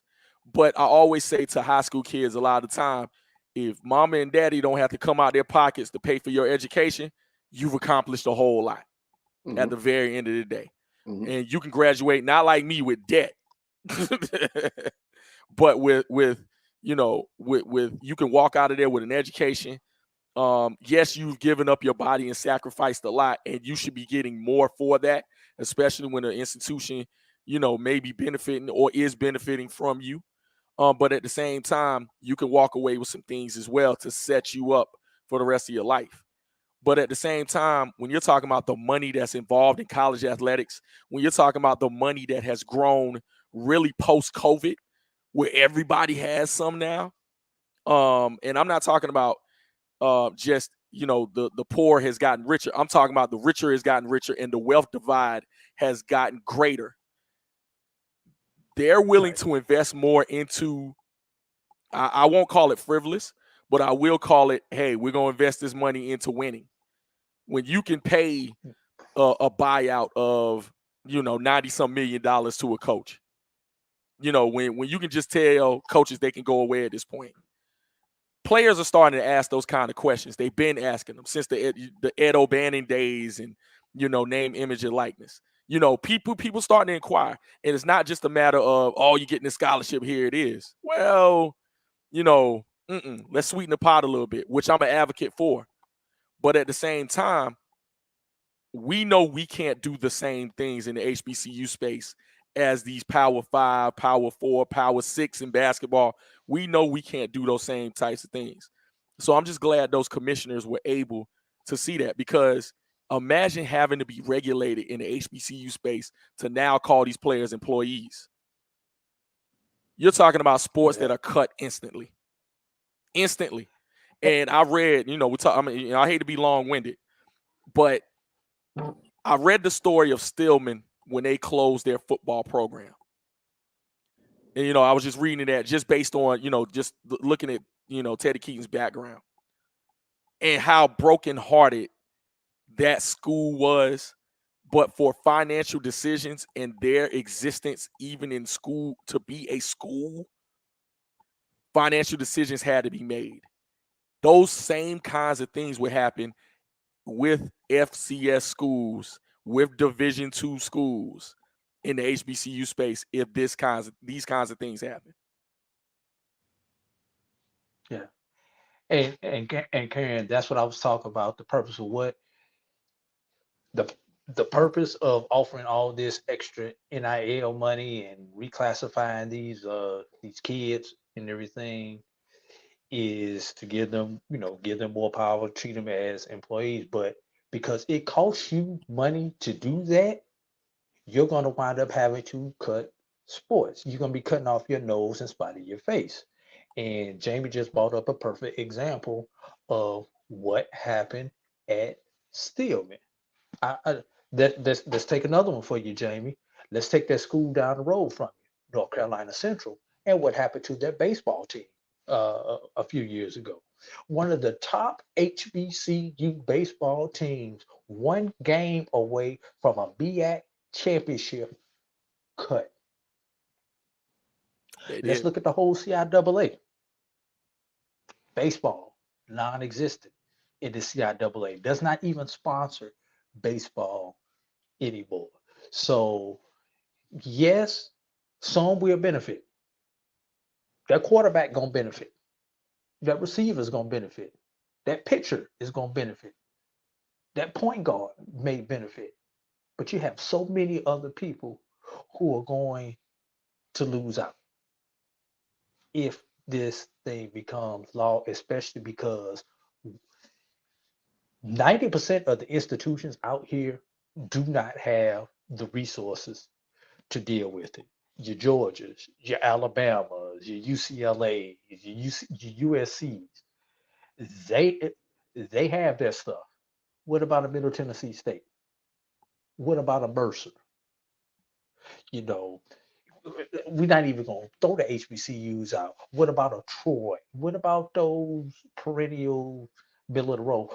Even some teams that we consider good. What about a Butler who doesn't have the revenue for football, but is a power in basketball? What about a Gonzaga who doesn't have that revenue for football, but is a power in basketball? Can they sustain something along those lines? Just a food for thought out there. Hey, our next guests are in the waiting room. Jamie, did you want to hang on for this next hour while we break down the Celebration Bowl and the Florida Beach Bowl, or did you have to get out of here? I got to get out of here. Let me see if I can hang around for at least that breakdown, and then I'll get out of here. Let me do that. All right. Well, this what we're gonna do. This break may be about a minute or two longer because now I got to reset up my regular studio because I had to break down my regular studio to go into emergency. We're just happy mode. you got lights, sir. We're just happy. Man. Yes. I am happy that I have lights, man. And in Genesis chapter 1, the Lord said, "Let there be light." Amen. And now we have it. So, hey, coming up after the break, Keith Hadley from the Fangs Up podcast, Trevor A. Jones, the voice of Howard football. Jamie's going to hang around for part of the next segment. Hey, you're listening and watching the BCSN Sports Wrap. Coach Norman sitting in for Brian. This is AD. We'll be right back. It's never too early to plant the seed to share the tradition. It's never too early to plant the seed to share the tradition and instill a sense of pride in your HBCU with your little ones. HBCU Pride and Joy Children's Boutique helps you share your school spirit with a wide selection of adorable kids apparel and accessories officially licensed from your favorite HBCU. Visit hbcupridejoy.com and follow us on all social media at HBCU Pride Joy on Facebook and Twitter. This is Ryan Fulford. AD Drew and I are co-hosts of the BCSN Sports Wrap. We talk about all things related to HBCU athletics. From the games, teams, coaches, and fan interest stories, we cover it all. You can find our shows on Facebook at BCSN Sports Wrap, YouTube at MyJBN Online, and everywhere you listen to podcasts like Anchor, Spotify, Google, and Apple Podcasts. You can also find the show on the Jericho Broadcast Network's app. Make sure to download. We look forward to you joining the conversation and being a part of the show. I'm returning to Clinton Paris, and Tampa's my community. I grew up here, went to school here, and my wife and I make our home here. What makes Tampa special are its people. So when I represent someone injured in my community, it's personal. Call my office and speak to a real lawyer and not some referral service. I will fight the insurance companies to get the settlement that you deserve. At the law office of Clinton Paris, we take the pain out of being hurt. Since 2002, Empowerment Resources, Inc., a nonprofit organization, has empowered more than 1,500 youth and adults in Duval and surrounding counties through its programs Journey into Womanhood, Girls Mentoring, Life Skills for Teens, and Parenting Education Coaching. To get involved with programs, volunteer, or donate, visit www.empowermentresourcesinc.org. Follow us on social media, facebook.com/empowerment.resources and instagram.com/empowermentjax. Let's face it, shopping for insurance can be time consuming. That's why when it comes to your auto, home, and life insurance needs, make things simple and trust the experts at Allstate. They will help you get the coverage that fits your needs while helping you bundle your life, home, and auto policies. Bundling saves you money, sure, but it also saves you time, so you can enjoy the things that matter most even more. Contact me, Tammy Haynes, your local agent, for a free personalized insurance quote. Allstate, are you in good hands? From novice to aficionado, find yourself here. High quality cigars plus personal customer service. Slow Burn is Waco's only mobile cigar lounge, featuring a meticulous, curated collection of premium cigars. Visit our website, www.slowburnwaco.com. That's www.slowburnwaco.com. The Cuvée Group is a Florida-based marketing and training consulting firm. We help businesses communicate to their target audience and engage them in conversation. We also help to expand their audiences, which will ultimately result in growth for those organizations. In addition to being a certified constant contact specialist, my colleagues and I are also certified in John Maxwell Leadership Principles. We use these proven principles to conduct workshops, training, and private coaching sessions for individuals and companies looking to take things to the next level. Contact us to schedule a free consultation. Issues today, don't delay, call Cuvée. This is the Dean of the College of HBCU Sports, Kenyatta Cavill of Dr. Cavill's Inside the HBCU Sports Lab with Mike Washington and Charles Bishop. Come mix it up in the lab where the course lecture is in session every Tuesday from 6 o'clock p.m. Central Standard Time on Facebook Live, YouTube Spreaker, or the BCSN app, as we discuss all things about the HBCU sports culture, including exploring the week that was in the sporting HBCU diaspora, as well as the upcoming week of HBCU sports. With me, the Dean, the College of HBCU Sports, on Dr. Cavill's Inside the HBCU Sports Lab with Mike Washington and Charles Bishop. Course lecture dismissed.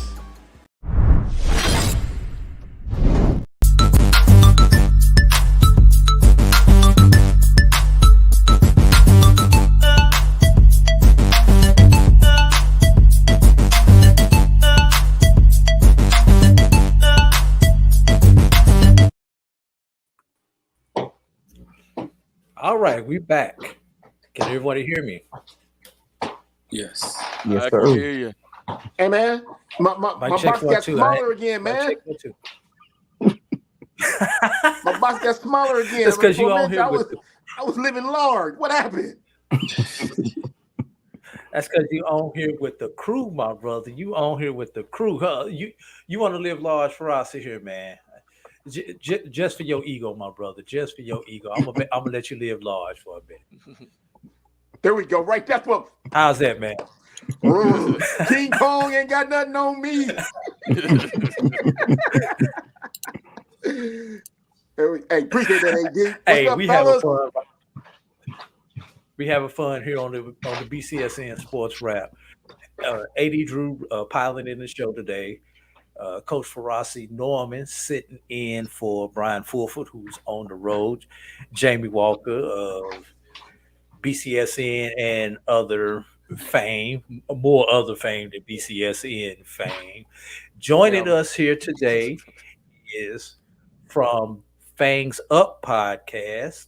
He and I were in the booth together for the SWAC championship game. Keith Hadley, and also joining us, face unseen right now, but I'm pretty sure he's here, at least here on audio, Mr. Trevin A. Jones, the radio voice of the Howard Bison football. We'll start off with Keith, my brother Keith. What's going on, man? What's going on, Rattler? All is well, man. Getting ready to make this trip to Georgia and have some fun. Hopefully, we'll come back with a win. Did you say hopefully? I did. I don't want to be too cocky. I know we brag different, but I don't want to be overly arrogant. Don't y'all brag different? Ain't that the name of the stadium? Yes, we brag different.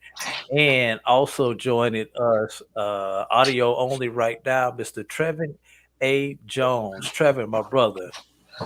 What's up, What's family? going on, man? How's everybody doing? Coach, what's going on, Coach? Keith, how you making out? And Jamie, of course. It's a pleasure to be here. Yeah, we got a big game coming up next weekend. This weekend. Weekend. I'm excited, man. Look at me. I'm so excited. I don't even know when the game is. I just know I'm gonna be there.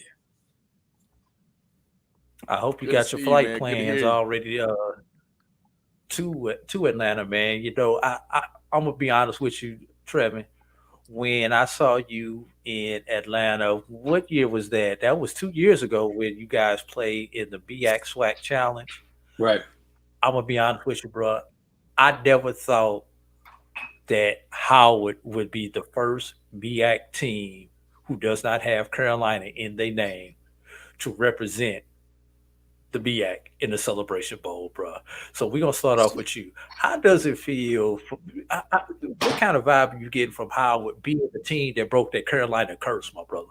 First and foremost, I have to make sure that wasn't a sense of shade that you throw in my way in reference to Howard. No, first MEAC team to represent the MEAC without Carolina in his name. DC, nation's capital, you got to respect. Man. Somebody broke the Carolina curse. It's an awesome feeling, though. I mean, to think about it, just what Coach Scott has done since he's been there and in the short period of time. Last year, co-MEAC champs, this year MEAC champs, and I'm loving the way he got a little bit of revenge. We won't add any salt to that wound for a team that does have Carolina in its name. But it's an exciting feeling. I'm excited because it's interesting to see that the Celebration Bowl for the first time will actually have a team that was in the MEAC representing the SWAC. And then you have Howard, who is in the MEAC. So that's going to be a rivalry. It's actually a rivalry at the next level because of those two teams in their history. Yeah. Now, Keith, I'm going to let you speak for the Rattlers. Since I've got to pilot the show, I got to take my fan view hat off. I've got to stay neutral. But I see all the fan gear behind you, brother. So I'm going to let you pilot it for all of the Rattlers. What are you getting from Rattler Nation, especially the people who follow you on your podcast, the Fangs Up podcast? A lot of trash talk. I mean, I think we're missing that one of the best underlying battles is Team LeBron versus Team Jordan. And so, look, I'm just saying, I'm old enough. Normally, I'm Jordan all day long. But in this case, it's Team LeBron, man. It's a lot of trash talk. And some of it's a little more of the it's a little better of the banter, just because Howard is normally a very intellectual fan base. They're a lot of fun. Sometimes the band travels and would travel to Tallahassee. So it's an old rivalry. Like, these are our people. Like, they would come to Tallahassee. You get a nice little battle. So it's a little bit of trash talk, that's going on, but it's better trash talk than what we get from a lot of these SWAC schools.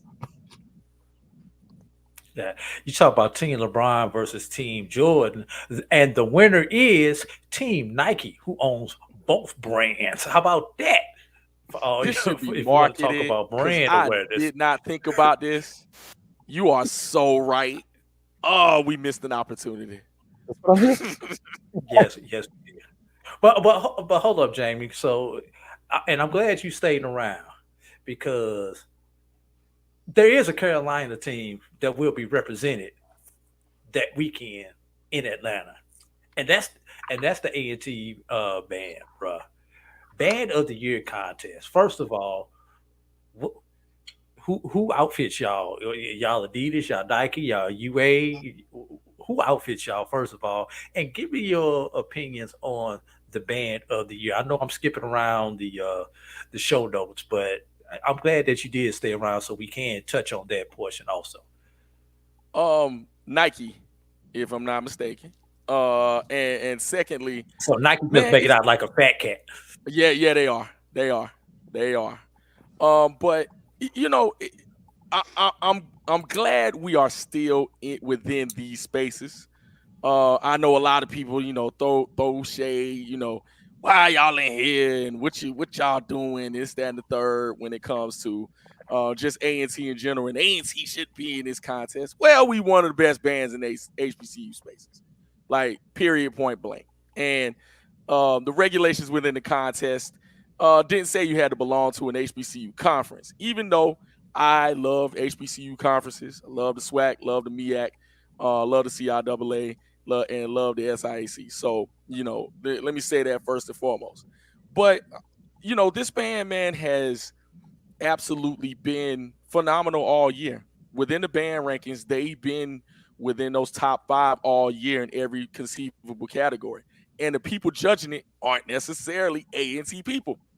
In fact, I want to say the Division Twos are deciding this. So it's one of those things where, I'm glad we're still within the mindset of HBCU folklore. I'm glad of that. But at the same time, this band deserves to be there. It's not just about who's in charge or whatever, but it is a phenomenal band. When you look at the totality of what they're able to do, precision, field work, things of that nature, they are one of those bands that deserves to be there. And definitely Jackson State is a formidable opponent. When you look at that band, you're talking about the boom, Sonic Boom of the South, that comes to play. And I've been privileged to be able to look at them over the last few years and see exactly what they do and how they do it. And you're talking about some stiff competition. Absolutely. So I'm looking forward to see what's going to happen. I don't think I'll be at the competition, but I'll definitely be at the Celebration Bowl. So I'll hopefully be able to see it somehow, some way. But looking forward to the matchup.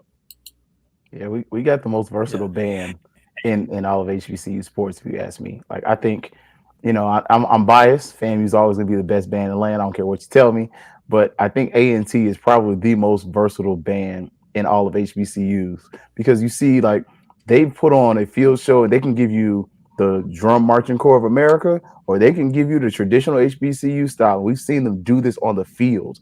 They were the first that I remember doing it with UNC. So I think that's going to be something interesting. Like, what's NCAT going to give you? Because they really are the most versatile out of all the HBCUs that there are.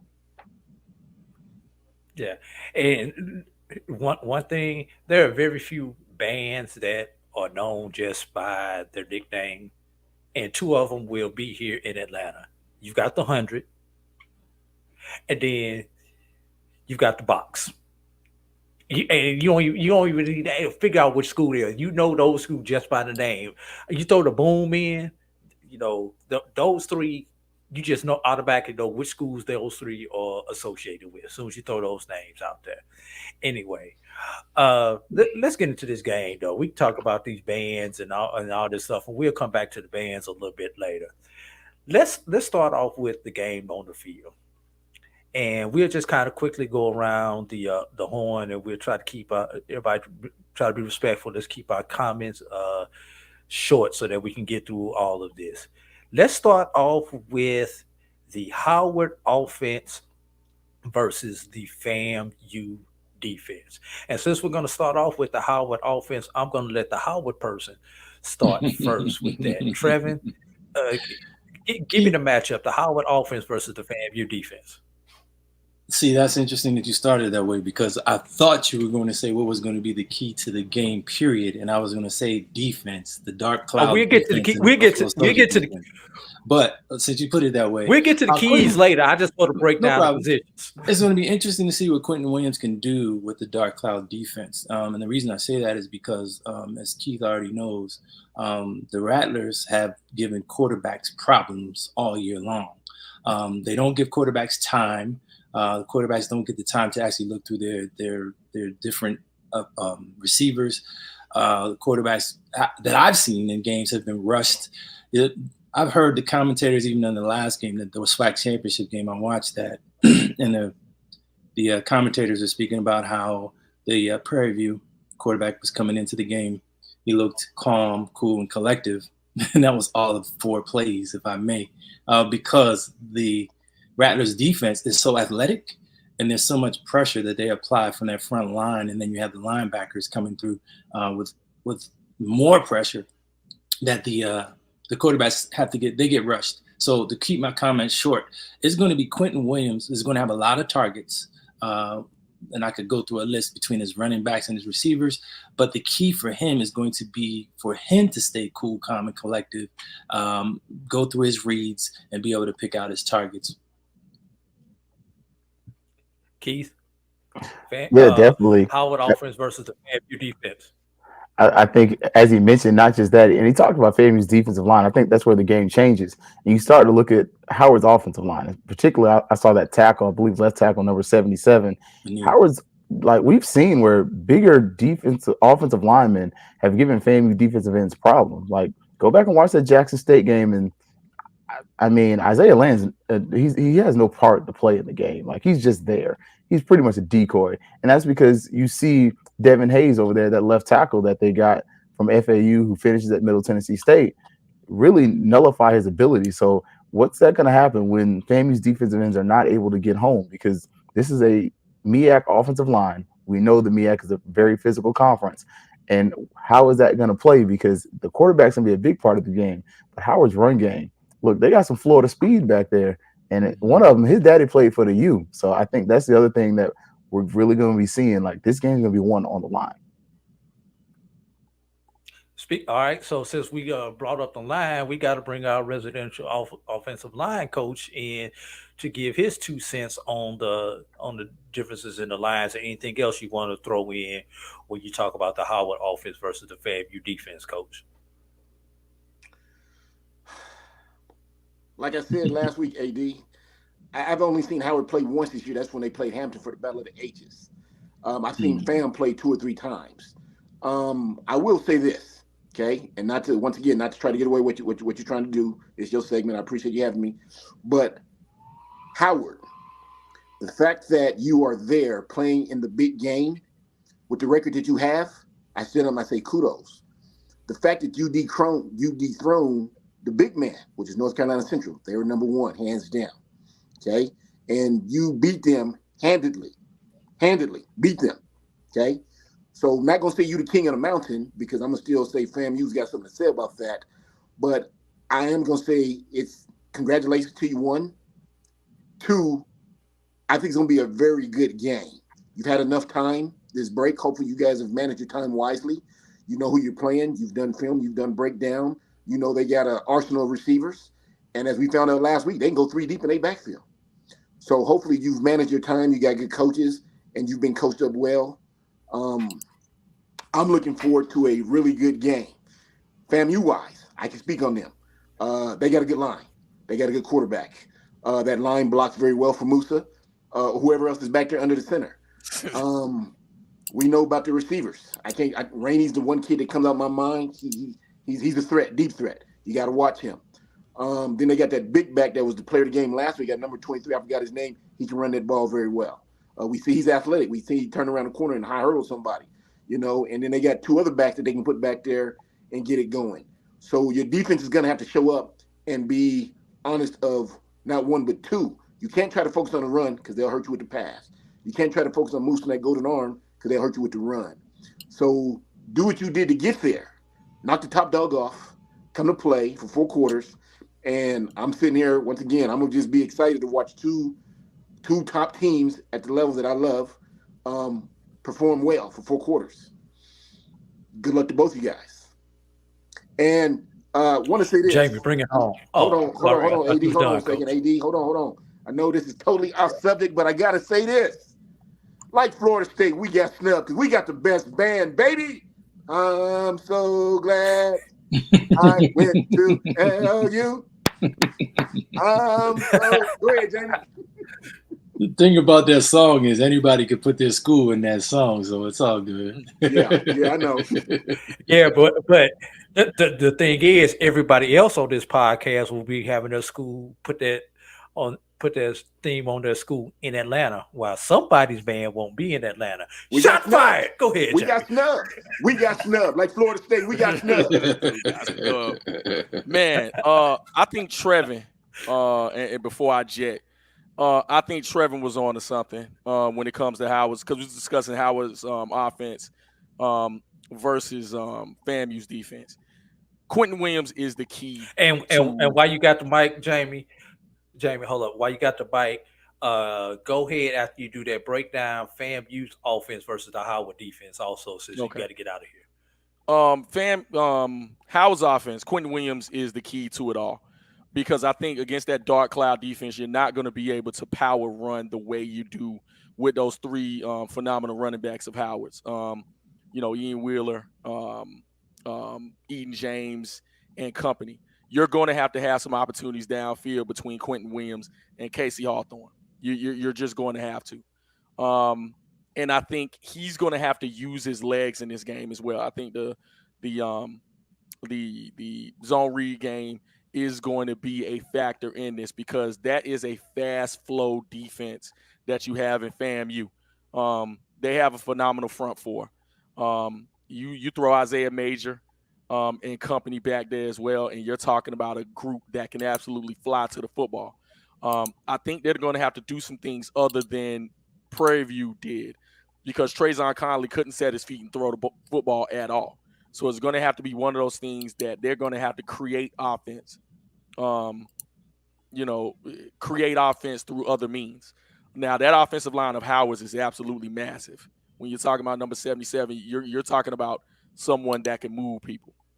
So I'll be curious to see how the dark cloud kind of operates against that. But otherwise, I think Howard's offense just has to be versatile enough to be able to score points and not just rely on the power running game. But Quentin Williams is going to have to make some plays with his legs and with his arm downfield. Now, we're going reverse. I think the key for FAMU's offense against this defense, quite honestly, is Willie Simmons' play calling. And what I mean by that is teams run the football against Howard to get back in the ball game.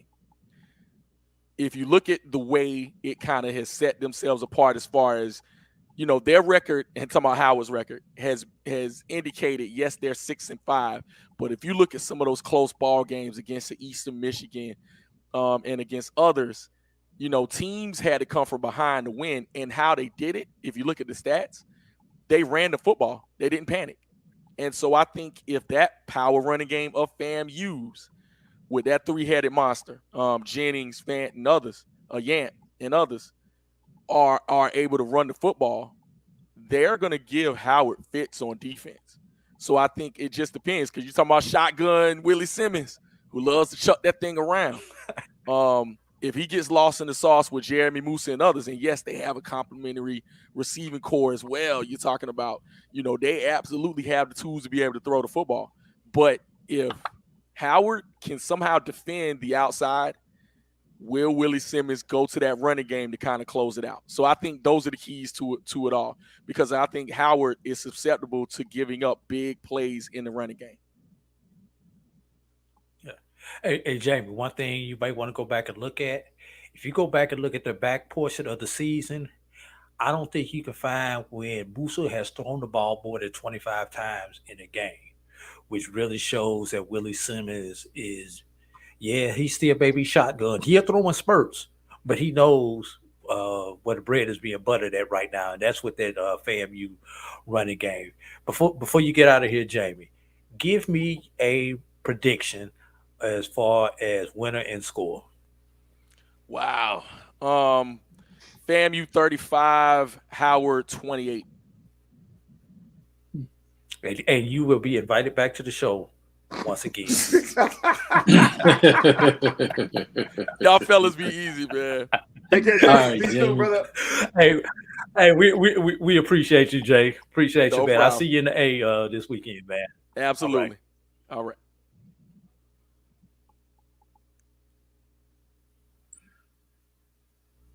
See now, Coach, your box just got bigger, man. You talking about Thank you, your my box, friend. man. Thank Your you. box just got bigger. Hey, we right here. There you go. Hey, Keith, I'm gonna throw the question back out to you. Just let everybody know we're breaking down the Celebration Bowl. Florida A&M will be facing Howard this weekend. In case you've been up under a rock for the last week or so, in Atlanta, in the Benz, in the Celebration Bowl for the HBCU National Championship. So, Keith, FAMU's offense versus the Howard defense. Give me your breakdown. Yeah, I think, as he mentioned, I think Willie's got to go back to the end of the season. What we've seen is that dedication to running the ball. And when you look at Howard's defensive line, it's not massive. But if you sit up there and think you're going to throw the ball a whole lot of times, their defensive ends have shown that they're able to get to the quarterback. And so, especially when you start looking at FAMU's offensive line, you have some injuries. You lost your starting left tackle. He's coming out. So you kind of have some shuffling on the line. And we've heard that as a reason for some troubles there. So I think establishing the run, we've seen where when Moose is under center and FAMU establishes the run, then you get that play action where you have Riley flying over the top. That's where you start getting those big plays that Howard can potentially give up. And it's really going to start coming down to if FAMU does get caught in a passing fit, do they start dinking and dunking and start using that Florida speed to their advantage? But to me, it all starts with the run game. And I really feel like FAMU, if they commit to running the ball, can wear down Howard's defense. Trevin, bring it home. Interesting. I hear you, Keith, and what I think that Jamie had mentioned it. I'm going to point out two games. Eastern Michigan, which was early in the season, where Howard found themselves down at halftime, and I've been saying this all season through the broadcast. Every time I broadcast a game, Howard actually held Eastern Michigan to -5 yards in the third quarter of that game. If anybody paid attention to the game, Howard was down 30-3 at half. They came back and only lost, I think, by 7 points, I think. So, number one there, the defense realized that they can actually shut someone down. And you guys were talking about a running game. I think Howard went to sleep a little bit on the running game during the season until the Delaware State game. In the Delaware State game, Jawan Howell, who led the MEAC in rushing, blew up on the Bison, and that was right before the North Carolina Central game. So I think it was like poking the bear there where the defense woke up and realized, and kudos to the coaches because they made the adjustments they needed to make that prepped that defense for a running game. Now, Terrell Jennings for FAMU is a beast. I watched him play, and then also he has other running backs in the back there with him as well. I think Howard is well aware. I think they faced someone similar to him before, which will help them with the running attack or preventing the running attack. Keith made a good point. The defensive line isn't big, but they're athletic. And then you have the MEAC Defensive Player of the Year in the secondary, Kenny Gallup Jr. And that secondary, along with the linebacking core, they've shown to actually be able to give each other support as they've gotten through the season. So as they've gotten through the season, what I've seen evolve is that the defense has gotten wiser, has gotten stronger and more confident. So I think it's going to be, again, as I said at the top of the cast, I think that the X factor in all of this is going to be the two defenses. Coach Norman, anything you want to add?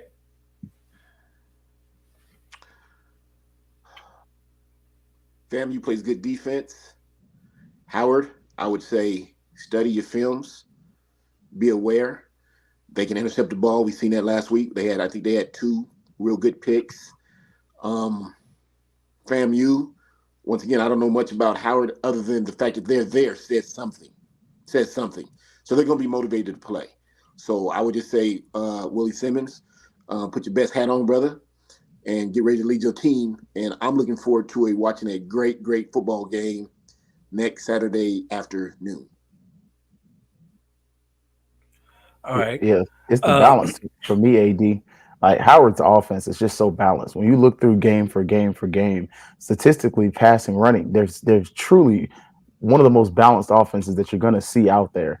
And I think that's going to be one of the things. Can they stay balanced against FAMU is going to be a big thing, because if they do, it fares well for them. And that's a great point, Keith. If I may, All AD, right. Coach always Go said, ahead. Coach Scott always pointed out to his Bison to stay focused through the game. I think if anyone has watched Howard all season long, you can see where they had lapses sometimes throughout the game, and they're used to being behind. They never lose confidence. So a deficit, as I told you, they were down 30-3, I believe, in the Eastern Michigan game early in the season. And then don't forget that they battled Northwestern very well. So as Coach was pointing out, yeah, their record is 6-5, but don't sleep on that record, because if you look at their schedule and watch the teams that they played, there's a couple of games that they should not have lost without question. And I think Coach saw the Hampton game, which me, calling the game for Howard, Howard should have pulled that one out as well. But don't sleep on the record. Don't look at the 6-5 and say, okay, they don't deserve it to be there. As Coach pointed out, they do. So it's, as Coach Scott pointed out to the Bison all season, from what I've heard and what I've seen, it's to stay focused, that they can stay focused and consistent throughout the game. If the game's a track meet, Howard can stay in it. As Keith pointed out, they had 4 different running backs that they could go to. They had 4 or 5 different receivers. So Quentin Williams actually has like 8 targets per game, and he actually uses them. So again, Keith made a great point. And I think, again, for me, as I said at the beginning of the cast, the defenses are going to determine this, not to mention 2 of the best kickers in all of Black college football are in this game as well. Yeah. And you speak of that 6-5 record, Trevor, and I'm going and looking at the Howard schedule. Howard really only took one true L, and that was the game to Harvard, where they lost 48-7. Every other game, Howard was in the position where they could have, or we'll be honest with ourselves, should have won the game. I mean, you go back to the Eastern Michigan game, they lost 33-23. Very respectable score right there. We all saw the Hampton game. Howard should have won that game. Howard gave that game away to Hampton right there. You go to the Northwestern game against the FCS Northwestern, 23-20. Howard had the opportunity to win that game. Correct. Yes.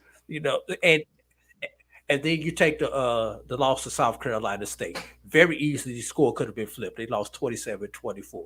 So even though Howard comes into this game 6-5, Howard realistically could be coming into this ball game with the same record as FAMU. Regular season record as FAMU at 10-1. If I could, I'm quite sure Coach Simmons took note. I said Delaware State, but I meant to say South Carolina State, because Jawan Howell is the running back for South Carolina State. I'm quite sure that Coach Simmons saw that tape and saw where Jawan Howell got loose against the Bison defense. And the key for that key, and I keep referring to that, is because that was the game before the North Carolina Central game. So when South Carolina State did what they did, they watched the running back like Jawan Howell experience that, who's a freshman, by the way, and who's going to be amazing. Pay attention to that young man. I think that woke him up. And when that woke him up, I think it's how when you get beat, if you get beat and then it's like iron sharpens iron. So you may have taken that L in that battle, but it prepared you for the war. And boy, did it prepare them for the war, as they went out and beat Central the next week by a score of 50-20 in a game that everybody saw on the deuce. And that was a day, that was a shocker. Not the fact that Howard won that game, that did not shock me, but the way they dominated that game, it was like you were just waiting on Central to wake up and get into that game. And then after about a certain point in time, you realize Howard was just a better team on that day. And it was personal. But We'll just say there it was like that. fuel. Everybody There knows was it was billboard. Yeah, there was It was billboard personal. information ready for that game. So yeah, bulletin Look, board. when you got 48 and you go for 2, it was personal. Yeah. It was personal. Hey guys, let's talk about a key overlooked component in this game. In all games, is special teams. What for and we'll just make this simple. Trevor, for your team, what is the key that you're looking for on special teams for Howard? Well, I mean, I'm very comfortable and confident when it comes to special teams because Howard has one of the best kickers in black college football, and I think a lot of people may not know the name Aaron Bickerton. He's only a sophomore. He's an excellent punter. He shares the kicking duties with Dylan West when it comes to extra points. But Aaron can change the field position anytime he's called on, and he's done it. So I think he's going to be key to try to, keep the Rattlers, if they have the Bison at the punt, to keep the Rattlers deep in their own territory to start any of their offensive possessions. Also, the key is going to be the kick and punt returners. Ian Wheeler, he also runs track for Howard University. His nickname is the Standard. And I asked him, like, why do you call him the Standard? Well, on the track team, they have this level of achievement and goal set, and that's the standard. So Ian Wheeler actually meets that standard even when he steps on the football field. So they call him the Standard. So Ian can break a punt return, a kick return at any time. So I think I'm very comfortable with the Bison and their special teams because not only Ian back there, but there's a couple of freshmen that could cause problems as well. But it'll be Ian Wheeler and Aaron Bickerton for the Bison. Not key for the Rattlers. We all know how the season started off with. I don't think anybody can ever recall seeing the opening kickoff of the season return for a touchdown. But for what we saw in the spectacular, we've also saw the asinine with FAMU special teams at certain points during certain games also. So Keith, break down FAMU special teams and what are the keys for you for the FAMU special teams? Yeah, my keys are first, can you make field goals? That's as much as we kind of take it for granted, that's a touchy subject. But then kick coverage is going to be huge to me. We've seen FAMU's kicking coverage look like who shot John and why at times. Like, it's been very questionable. And even like we had a few kicks where you gotta know the right time to punt the ball. Like, one of my favorite parts about the last game, the SWAC championship, you and I are sitting there and Dr. Cavill is just like, why aren't you punting the ball? Like, you gotta punt the ball in the right situation. So a lot of it is definitely going to be kick return coverage. Like, yeah, Tevin Griffey's there and he's gunning, but we've seen FAMU have some really crappy just jobs filling the lanes. But also that field goal thing, I believe we missed a field goal in last couple games. Like, it's going to be kind of questionable, and you can't blame the wind. It ain't like the dome, it's not going to be cold. Like, not a big breeze coming through. So, that's it. Won't be wet. Won't be windy. Yeah. All right, Coach Norman. I'm going to leave it to you, but I'm going to kind of leave it to you in general. In a game like this, what can you expect from your special teams if you're both these teams? And what if you were in practice with these two teams, what would be something that you would be keying on for a big game like this? Kicking game. You want points. So you want to see what's the length of your field goal kicker. Is he 50? Is he 55? Is he 47? Because you want points in this type of game. It's going to be that kind of game where you're going to need to score some points. Okay, because we know FAMU can score. We know that. Howard, I don't really know much about Howard, but the fact that they're there says something. So you want to make sure you work your kicking game. You want to make sure you return your coverage game, because both teams, from what I'm understanding, can get guys get speed that can take over. So you want to make sure you work your special teams every day. Some people only work special teams like every other day, 15, 20 minutes. Me, myself, I work special teams. That's the first thing we do. We start off practice special teams, and everything's sort of like that. So if I'm one of the coaches, I'm the head coach of either team, I'm going to make sure we're covering. We're running down on field goal team covering. Make sure we're covering on the punt team, and definitely, making sure our kicker has got his leg warmed up when we're seeing what's his distance, because we want points. We want everybody to know on our sideline we want points. So if it's at 44, 45, 52, hey, field goal team on the field, because we want points.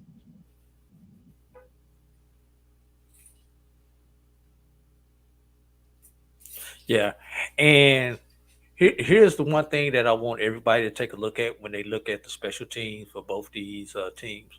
When there is a return, let's see if anybody gets that return called back because of a yellow handkerchief on the field.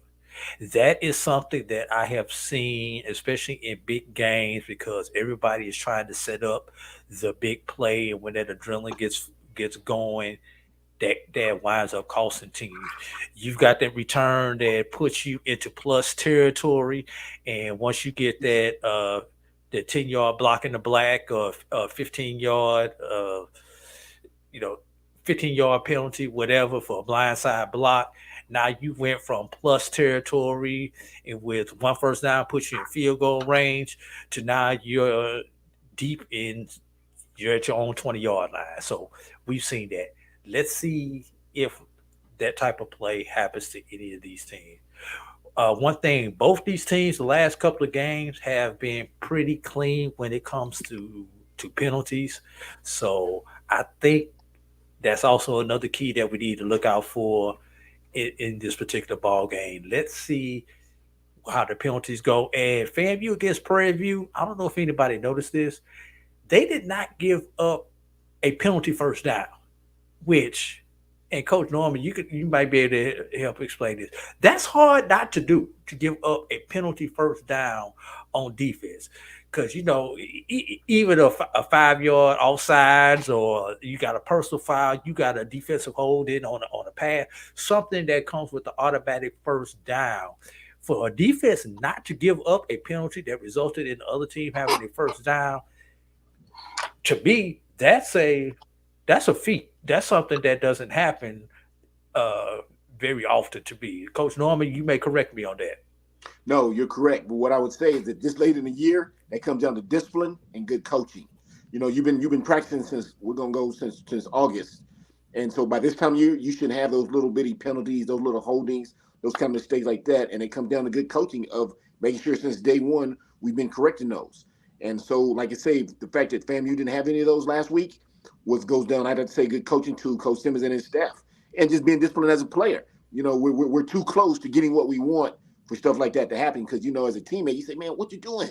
Everything like that. So you get on each other, but still comes down to the coaches, discipline, and the fact that you've been playing this game for so long that you don't need those little bitty penalties that's going to hold you back. I don't see any of those this coming up Saturday, AD. I don't see little bitty holdings. I don't see penalties, offside. I don't see any of that, because I think you got two teams that's ready to go. Especially you got one team that's been off for a month, and you got another team that's been off for a week. So I think you got two teams like Batty Ram, they're ready to hit heads. So, and they know we ain't got time to be holding and offsides and all that other stuff like that. Hey, let's go play this game the way we've been coached. And as a coach, you emphasize play this game the way I've coached you and get it going. Special teams wise, I heard you when you say the clips and the backs. It goes back to what I said. If you're practicing special teams every day for 35, 45 minutes, you can eliminate those. It's when you don't practice special teams when you get those. So hopefully those coaches are practicing special teams for 30, 45 minutes every day, because I truly believe special teams going to have a say to what happens in this game. Yeah. I like that's a great point, Coach, because I like, if I may, AD and Keith, I'm sorry about that. I wanted to point out quickly that Howard, when you're talking about penalties, they've averaged less than 50 yards a game in 11 games. So I think it's that average like 46.9 yards per game in penalties. So if they can stay disciplined, I think that won't be an issue. And Coach and Keith, I'm going to look for you to back me up on this. I think what it comes down now is in a Celebration Bowl, it's the team that's learned the most from their shortcomings throughout the regular season. That team will be the team that actually prevails. I know FAMU's only lost one game, and I understand that. But even though you only lost one game, you can still learn a lot throughout that type of season. Their challenge might be to temper themselves because they've only lost one time. And they may be more on edge because of it. Only one loss going into that game. Go ahead. I'm sorry. Yeah, I think when you I go was saying, back, Fab, you may have only lost. oh yeah, going back though, I get you. if you look, go back and Go watch ahead, that Keith. Prairie View game. Prairie View purposely did things that they saw on film that caused FAMU to jump off sides. Go back and watch, especially on the punt plays. They moved the offensive line. We saw that previous in the season where FAMU jumped off sides twice and gave the teams first downs on a fourth down situation out of the punt formation. But we also, when we're talking about penalties, can the game not get chippy? We've seen many FAMU games that have been chippy. The Alabama State game was chippy to the point where somebody got slapped on the sidelines after the game. But the whole time they were fighting on the sidelines and the refs didn't throw the flags. Now, we also saw in the last game, the SWAC championship, that game got chippy. So can you knock some of that out and go into your learned lessons? Maybe really lost that game against USF because of turnovers. I believe Musa and Riley alone accounted for 4 or 5 turnovers by themselves. So that's a lesson in itself. Like, by this time of the season, we know what penalties and turnovers can do. Because if not for penalties and turnovers, you probably have a better chance of beating USF. Keith, if I may, anybody that's paid attention to the history of the MEAC knows that FAMU and Howard have always gotten into it. I'm not going to say the game is going to be chippy and ugly, but it's a rivalry. That's what people, and I don't know if everyone knows that. This is actually a rivalry that you're taking to the next level. Just because they haven't played each other in the most recent 3 or 4 years because of the conference switch. This is a rivalry. So it's going to be an awesome game. Like I said, I hope it doesn't get chippy and ugly, but the intensity is going to be there. Yeah. Speaking of that rivalry, Trevin, last time FAMU and Howard played was November of 2019 in Tallahassee. Right. And FAMU won that game by a score of 39-7. But what you may not know, the last 6 times that these teams have, this can't be right. I gotta look at this. I gotta look at this game. The last 3 times that these teams have met, we'll just go with that: 17, 18, and 19. Howard won 2 of those 3 matchups, but 1 in DC and 1 in Tallahassee. So if I'm not mistaken, and go ahead.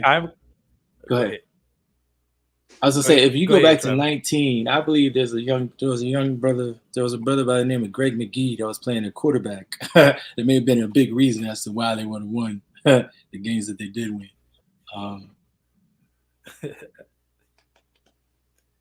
Yeah, no, as you said, it's a rivalry though. Like this is part of the reason when you come to FAMU games. Part of the reason that the football team is on the alumni side is because of Howard. I distinctly remember in my days, the Howard football team and the Marching 100 was throwing hands and instruments at each other at Bragg Stadium. So this is definitely, look, y'all call it the Bougie Bowl all you want to, but look, we throw wine and cheese and we hit each other with bottles in this game. It's a fight. All right. Yeah, I heard one story, but I won't say it. Let's break these coaches. Yeah, we'll say that for off there. Let's break these coaches down right quick, fellas. Let's talk about the head coaches. Let's talk about the coaching staff. And, obviously we know which one. Keith's going to think his coach is the best. Trevor's going to think his coach is the best. So just kind of break down the coaching staffs for us, if you would. We'll start with you, Trevor. I like both coaches, man. Coach Willie Simmons, I like Coach Simmons. I've gotten to speak with him in the teleconference, the weekly teleconferences in the past. I haven't been able to do it in the past couple of years, but in the past, I've gotten to speak with Coach. And then Coach Scott, I'm loving Coach Scott and what he's done at Howard University. He's come in and the team actually reflects him. He can be intense at times. When it comes game day, he's ready to roll. And I like him being able to be diverse. What I mean by diverse is like the way the team is set up, he has different options at all times. And it seems like to me, I had made the comment in some broadcasts that kudos to the coaching staff at Howard University because they look like they go into the half and can make the proper adjustments for the second half of a game. If you pay attention to Howard throughout the season, they've gotten off to slow starts. first quarter, second quarter. But the third quarter, they're more prepared. And in the fourth quarter, they finish well. Coach Simmons and the Rattlers, they do the same thing, though. Like, they finish well. So that's why I say that the defense is going to be the X factor for this game, because both coaches and coaching staffs make great adjustments, and both teams can finish well if they reach their potential. Yes, and the MAC, the Mid-American Conference, for the referees to answer that question. Supposedly, those are the refs we're getting. But as far as will they be able to keep up with the speed, though, Keith? I don't mean no disrespect to the MAC, but I mean, all they do is throw the ball in that conference. So I mean, and half the kids from Florida anyway. So got you. They should be okay. But as far as coaching staff, I'm definitely biased. I do think Willie Simmons is better, and that's just my bias. But I will also own that. Willie has his moments where we jokingly say he does Willie. And like, for instance, in the last game, we had 9 straight plays of passing between FAMU and Prairie View, which ended up in 3 and outs for both teams. But FAMU does like to start running the ball more often, actually. So yes, while he is shotgun Willie Simmons, the offense, you're going to see try to establish the run. And once it gets to a point of frustration where it's not something that's working, they will switch to becoming a more pass-oriented offense and really try to take advantage of utilizing the speed and getting those guys in space. You do have 3 running backs, again, Jennings and Dean, primary, but you also have Leland Willoit, who has come on kind of late. And so you're going to see that there. As far as defensively, now Willie Simmons, he's offensive coordinator, even though it's not in title, he's offensive coordinator and head coach.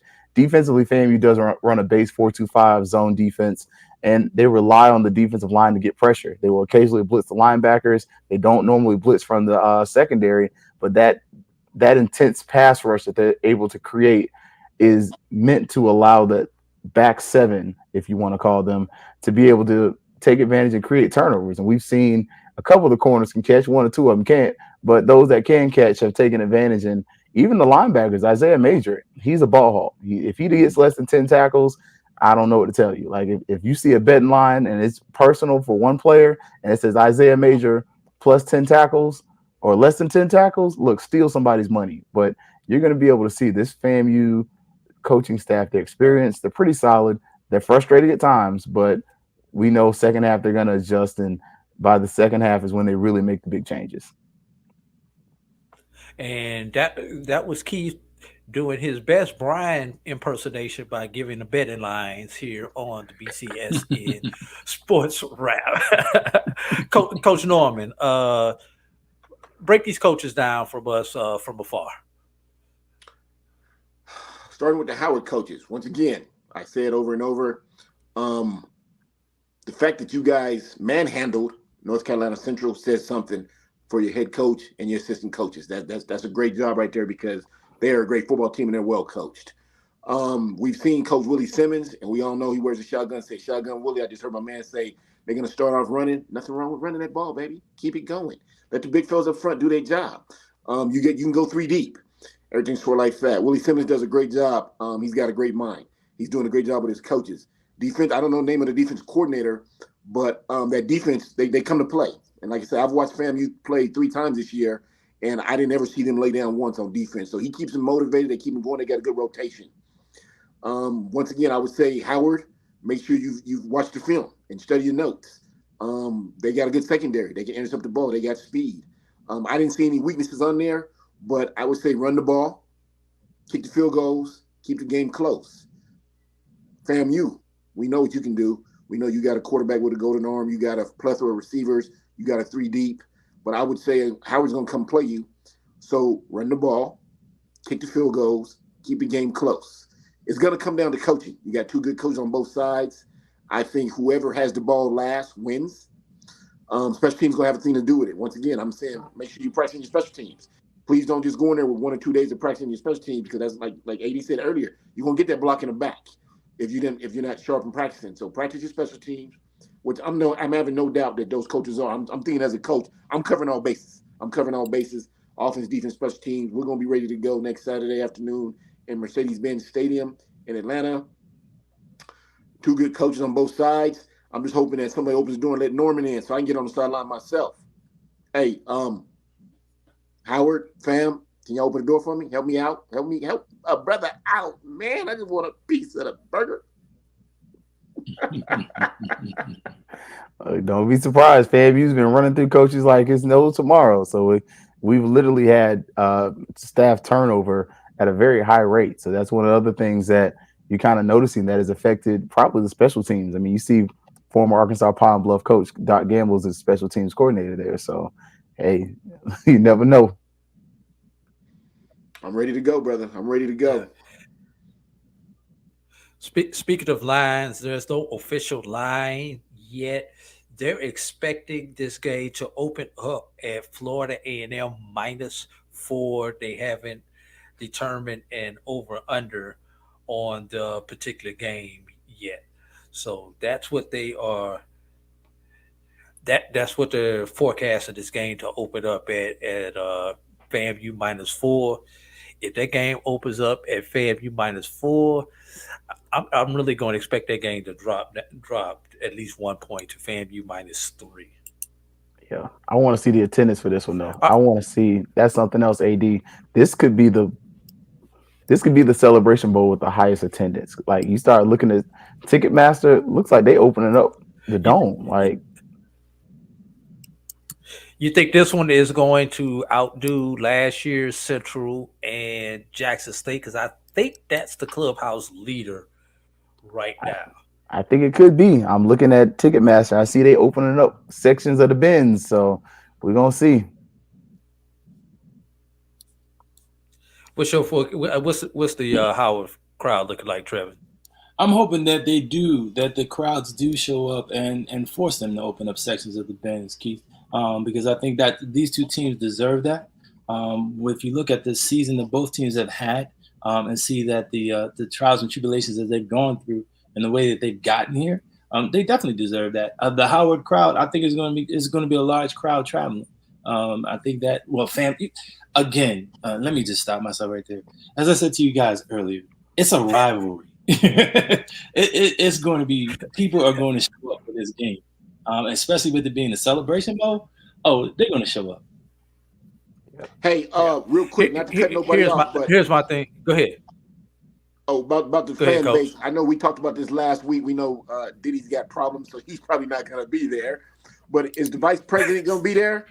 Oh, wow. Anybody heard about that? Vice president coming? I hope not. I hope not. Man. He just threw two shade on two levels. Coach, I got the utmost respect for you, but you just threw shade out there on two different levels. I'll leave it alone. I would expect her to be in one of the boxes, but I mean, look, you got the FAMU alumni rolling up there with a police escort. So I'm just saying, look, we might as well going on full Coming to America. Come on, bring it up. Show up. Throw some roses at her feet. And that's exactly. Yeah.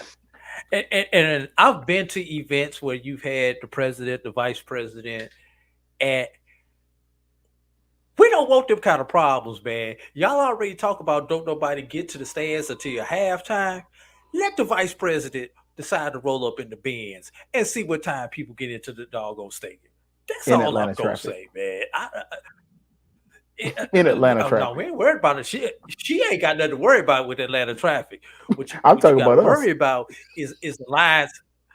Is the lines outside the bins having to go through the extra security because the president is there, and then because I know I'm up on that level where the suites are at, just seeing the men in the suits with the earpieces outside of the president's suite, that would be an interesting sight. That's all I'm gonna say. That's all I'm gonna say. It would be an honor to have the vice president there because that shows the magnitude of the game and shows her fandom. But for the logistics of it, I'm gonna be honest. Watch it on TV, Kamala. Watch it on TV. That's all I'm gonna say. Just to have to deal with the logistics of it, man. And that's no disrespect. All right, fellas. Over under on which institution is going to have more celebrities, Howard or FAMU? Wow. I'm going FAMU only because Will Packard and proximity. Like, we know Atlanta is really just it's North Tallahassee to a certain degree. So I I think they're gonna be there. You know, T-Pain might even show up. You know, the city of Tallahassee and finally said, "We sorry, we're gonna give you T-Pain Day again." Yeah, I'm gonna have to put it out there and say, more celebrities. I'm hoping that there's so many celebrities there that you really couldn't tell the difference. My thing is that I'm hoping that we have so many people out in attendance and representing, because that's what's deserved and what's needed for this type of game, that you really can't tell. And again, I know Keith said that Florida's closer to Georgia, and I get that, but I'm like I said, I'm hoping that there's so many celebrities there you can't tell, the difference. And Keith, it's not like we having this game in Macon. Every airline flies into Atlanta, so everybody can get there in 3-4 hours from whatever city they flying into from. And I think, how long would it take you to fly in there, even from out there on the West Coast where you at, Coach? What, about 4-5 hours to fly to Atlanta? I've flown to Atlanta for AFCA convention from Albuquerque. It's 4.5. 4.5. See, it's not a big flight for anybody to get to Atlanta, man. I mean, even if you fly for Oregon, I think you can get to Atlanta in about 6 hours. So Phil Knight might be there since he owns all the merchandise that's gonna be sold there. Phil Knight might come down in about 6 hours on their private jet. Look, that Chick-fil-A line would be stupid. Oh yeah, the Chick-fil-A and Home Depot. Don't forget about that. Yeah. Let's see. Massey Ratings has a predicted score of Florida A&M 28, Howard 21, with FAMU with a 73% win percentage in that particular game. Sorry, Trevor, had to do it to you. But in all fairness, I think at least the last 3-4 Celebration Bowls, the SWAC has been the heavy favorite.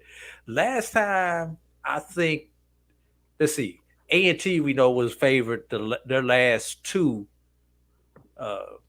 that they won, but pretty much all the rest of them, if I went back and looked at it, I would guess the SWAC would have been the favorite in all those other Celebration Bowls, except for those number 2 and number 3, or the 3 in a row by A&T. So, fellas, it's prediction time. But before we get into prediction, any last comments that anybody has as far as keys to this particular ball game? I'll start off with you, Coach Norman. Run the ball, play good defense, kick the ball for the field goals. Keep it close. That's what I got. All right. Keith? I think for Howard offensively, can you establish the read option? I think considering FAMU runs a base zone defense, you do realize when you run that read option, it slows the flow of the linebackers. It also forces the secondary to stay in coverage for a fraction of a second longer. That opens up passing lanes. So I want to see if they utilize that, because we've seen where mobile quarterbacks have been a problem. Also for FAMU offensively, can you stay on schedule and can you score? Like, can you score consistently? Because once FAMU's offense gets off schedule, we have a tendency to get frustrated, and it leads to a spiraling situation. Trevin. Yeah, I have to piggyback on what Keith said. For FAMU, it's if you can stay in your rhythm. Once FAMU gets into a rhythm, just I guess like other teams, successful teams, once they get into that rhythm offensively, it's like a machine. You're not going to stop them. I think for Howard is going to be discipline and focus. Again, Howard has learned from the experiences they've had with the games in the regular season, where there was like an ebb and flow, and they've been thrown off and then they would regroup type of thing. For them, it's going to be staying focused, staying disciplined. And if they can do that, then I think they're going to come out victorious. But I like what Keith said, because if FAMU's offense does get into a rhythm and can stay in rhythm, then they're a problem. Yeah. For me, a couple of keys. Who can stay ahead of the chains?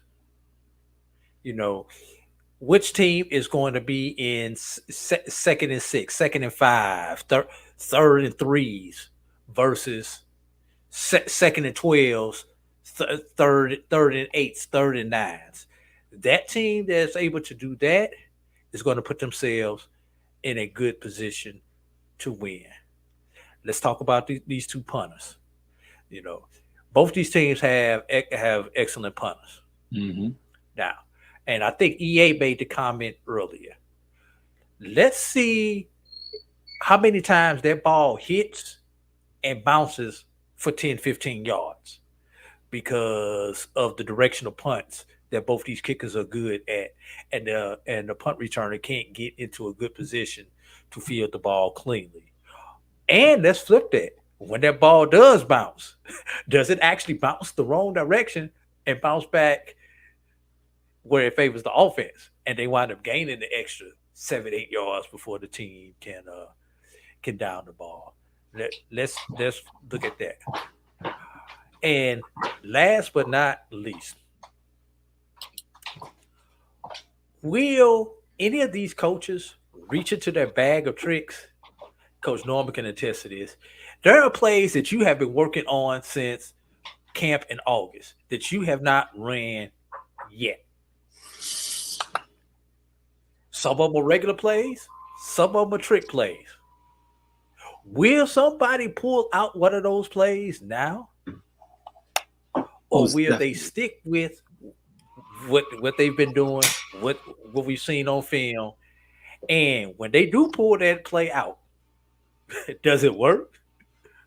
Or will we be talking about them? Talking about what the hell was they thinking about? Yep, pulling that out. We saw that with FAMU last year. Be something. Yeah, and every Celebration Bowl I've seen, every Celebration Bowl that I've been at live, I've seen some team pull out a play.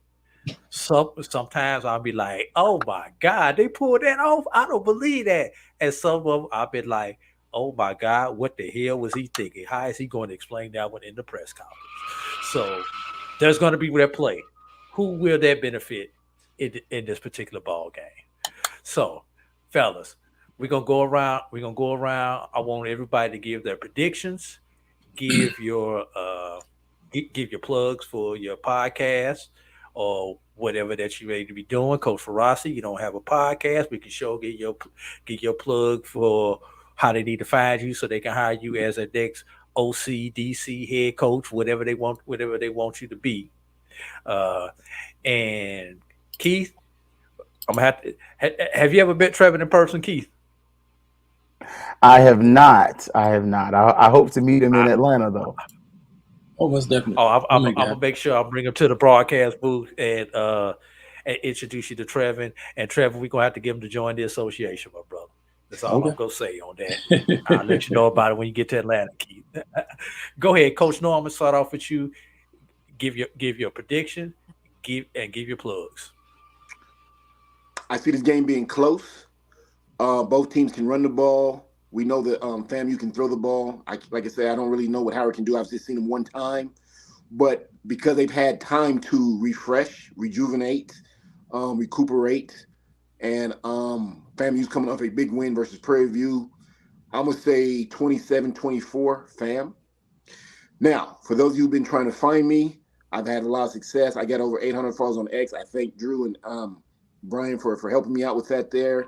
My LinkedIn has increased. I'm over 1,000 on my LinkedIn. I thank Brian and Drew. I'm not a social media type guy, but they've helped me out there too. If you're a president or an AD and you're looking for a football coach, I'm not hard to find. You can contact one of my guys with BCSN, or you can contact me at Coach Frosty, or you can email me at coachfrosty@gmail.com. Once again, I'm not hard to find. I'm looking for a job. I'm a winner. I believe in discipline, structure, and academics. I can take you to the next level. And that's our coach for now. We hope we don't have him around too much longer, and that'll be to HBCU football's benefit and to our pleasure here at the BCSN, knowing that we had to step along the process. Keith, go ahead, give us your prediction as far as the score. Give us your plugs, and if you want to throw in your Battle of the Band of the Year prediction, give us those. You've got Florida Memorial versus Virginia State on the Division II level, and of course you've got A&T versus Jackson State on the Division I level. Go ahead, Keith. All right, Battle of the Bands. I'll start there. I'll be completely biased. I'm going Flomo. I don't love their band uniforms, but I definitely think, even though they're gonna come out there in jumpsuits and they're gonna give you a show, and I'm going with A&T. I think that's the most versatile band in HBCU anything. So I was a little, felt like my band got slighted, but I think that's the second best. For the game in general, man, look, coach, we too close in score. I had 27-17 as my score. I think the game starts off as a slugfest. I do think it gets away from Howard later in the game just because FAMU is going to probably halftime is going to be a frustrating moment if you're a Rattler. But I think once we get to the third and fourth quarter, Musa hits a deep ball and he either hits Riley or Jamarie Shareed, affectionately known as K-Dot, for a big play. And my bold prediction, even though Brian and Kelvin aren't here for this game, my man from Ocoee High School, Bowler, Kendall Bowler, is going to get an interception and he's going to do the shimmy after. And for my what I run, I do run the Fangs Up podcast on HBCU Digital Network. I also run the Fifth Quarter FQ FAMU Twitter page. Also, I'm running the Rattler Boosters Twitter page, and I'm running the Florida Regional National Alumni Association's Twitter page as well, along with running the other Fangs Up and FQ FAMU social media websites as well. And with all that, he really does have a real 9-to-5, everybody. I just want everybody to know that. Yes, 8th grade dean. All right, Trevin. Battle of the Band predictions, game prediction, and your plugs. Battle of the Band, my school's not there, so kind of not I'm feeling slighted, but it's okay. For those of you who don't know, I'm a Spartan. I do the broadcast for the Bison, so I always say it's going to sound corny to some, but I say it all the time on broadcast as well. If you ever see a Spartan riding on the back of a Bison to the land of promise, to the promised land, that's me. But I like what Keith said. Flomo, I'll go with Flomo and North Carolina A&T as far as the Battle of the Bands are concerned. This game is going to be, now this is going to sound weird coming from the brother that said, it's going to be the Buffalo Soldier defense and the Black Cloud defense that are going to determine the winner. That will be, but it'll be at the end of a high-scoring game. It's going to be 35-28 Howard. And you can catch me on, of course, on Howard University Radio, WHBC 96.3 HD3. I've been doing the broadcast, basketball and football, but majority of the time football there. Also on urbanmediatoday.com, we do a podcast that broadcasts every Saturday morning on Urban Media Today Radio. It's Urban Media Today Talk Sports. Also, you can check me out at Ice Code Alpha on X, Twitter X, with that. Follow me there. Also, and I know if I don't say it, AD's gonna get on me anyway. I am the president of the HBCU Pro Sports Media Association. Right now, we're about 51 members strong. Keith, definitely wants you to take an interest. Check us out. Number 52. Go to hbcuprosportsmedia.com. Check that out, Keith. Coach, check that out as well. And that's basically it. AD, I appreciate you having me on the show. I thank you for your time. But yeah, I think it's going to be a 35-28 Howard. All right. Battle of the Bands. We'll start off in the lower division. Of course, we're going to make it a clean sweep here. Florida Memorial will handle their business. Yes, they do have a Rattler alum leading their band out there at Florida Memorial, so I am a little biased there with that. As far as the upper division, I'm a little torn. A&T, obviously growing up in the MEAC, seeing what that A&T band does, probably there are a few blue bloods on the football field. There are a few blue bloods when it comes to the band. A&T is one of those blue bloods. The 100 is one of those blue bloods. The Boom and the Box are another set of those blue bloods, and the Aristocrats of bands. Those are probably your 5 blue bloods when it comes to HBCU bands. So we've got 2 blue bloods going at it, but I got to stay swag with this. Jackson State has been doing their thing when it comes to bands all year. They've been new, they've been innovative. They have a sound this year unlike the sounds that they have had in other years. A&T, I don't know if they're ready for it because they've been over there in that CAA for a while. They may not be up for the flavor of the month when Jackson State comes up. So I'm going to be the lone wolf on the show that says Jackson State is going to win the Band of the Year contest on the upper division. Now, when it comes to the football game will be close late. FAMU will get a late score, either a defensive score or the defense will set the ball up where they get the ball first down in the rattler zone, in the strike zone, as we like to call this, not the red zone. It's the strike zone that's going to have that separation touchdown.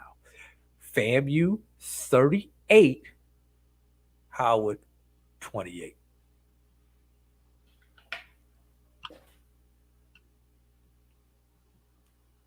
Got kind of quiet there. Oh, I'm not gonna dispute that. But like I said, you might have the score right, but I think the school that will win is different. But anyway, it's your show, so I have to go with whatever you say. Of course, it's my show, and if I come on your show this week, it's an open invitation, my brother. No, open invitation. No, actually, I wouldn't do that. I'm staying with my Rattlers. I'll be there. Keith, I will have a green blaze on at some point in time on Saturday. Don't be surprised when you see me walk into your press box with a green blazer, Trevor. I just want to let you know. But anyway. Look, I'm not working the game, so I'm wearing FAMU stuff this week. AD, what time is the game on? What time is the game on? Hey, AD, what time is the game on? That game will be 12 o'clock, high noon on the East Coast on your local ABC station. And don't forget, the Band of the Year contest will be available on ESPN Plus and ESPN 3. And that begins at 6 o'clock on Friday evening. Make sure you tune in to both. One other game out there for your football junkies, because you better get it in this week, because you're gonna be fiending for the next 8 months looking for some football. Some of y'all get forward, look at the spring football because y'all be fiending so bad. But anyway, Wednesday night, HBCU Plus, Fort Valley State takes on Johnson C. Smith in the inaugural Florida Beach Bowl from Fort Lauderdale, Florida. Once again, that's on HBCU Plus, Wednesday night, 7:30 p.m. Eastern. So, time to pick up this show and get out of here, my fellas. I want to thank each and every one of you all for joining us here on this podcast tonight.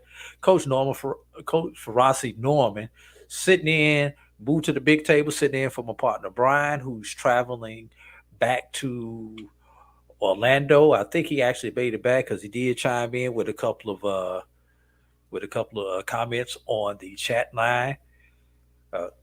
Jamie Walker, who was able to join us there in the second segment. Keith Hadley from Fangs Up Podcast. Trevor A. Jones, Urban Media Today, Urban Media Talk Sports, and the voice of Howard Bison Football.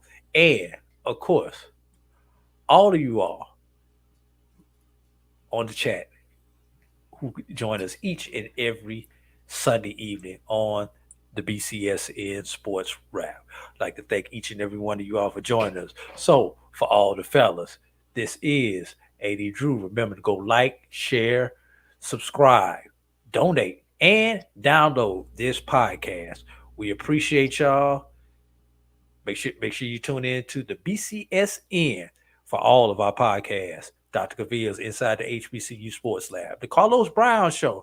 And I know it's going to be special on the ONG Strike Zone this Wednesday. Hey, you may even see Keith back on the ONG Strike Zone Wednesday. You may even see Trevor make another appearance on the Black College Sports Network on the ONG Strike Zone. But whoever it is, make sure you watch the BCSN family of podcasts. My JBN and the number 1 on YouTube.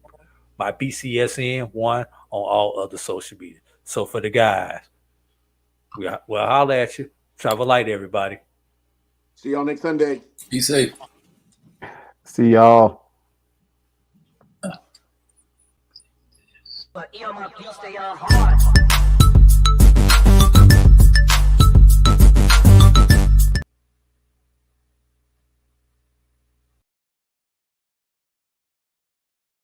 But earmuff, you stay on hard.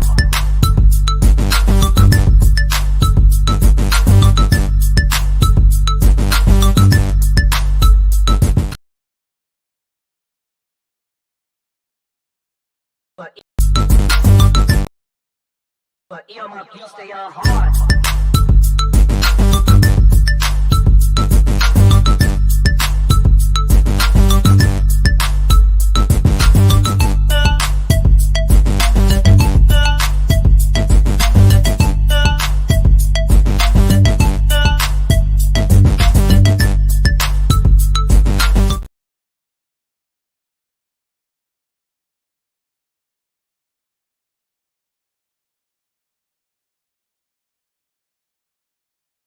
But earmuff, you stay on hard.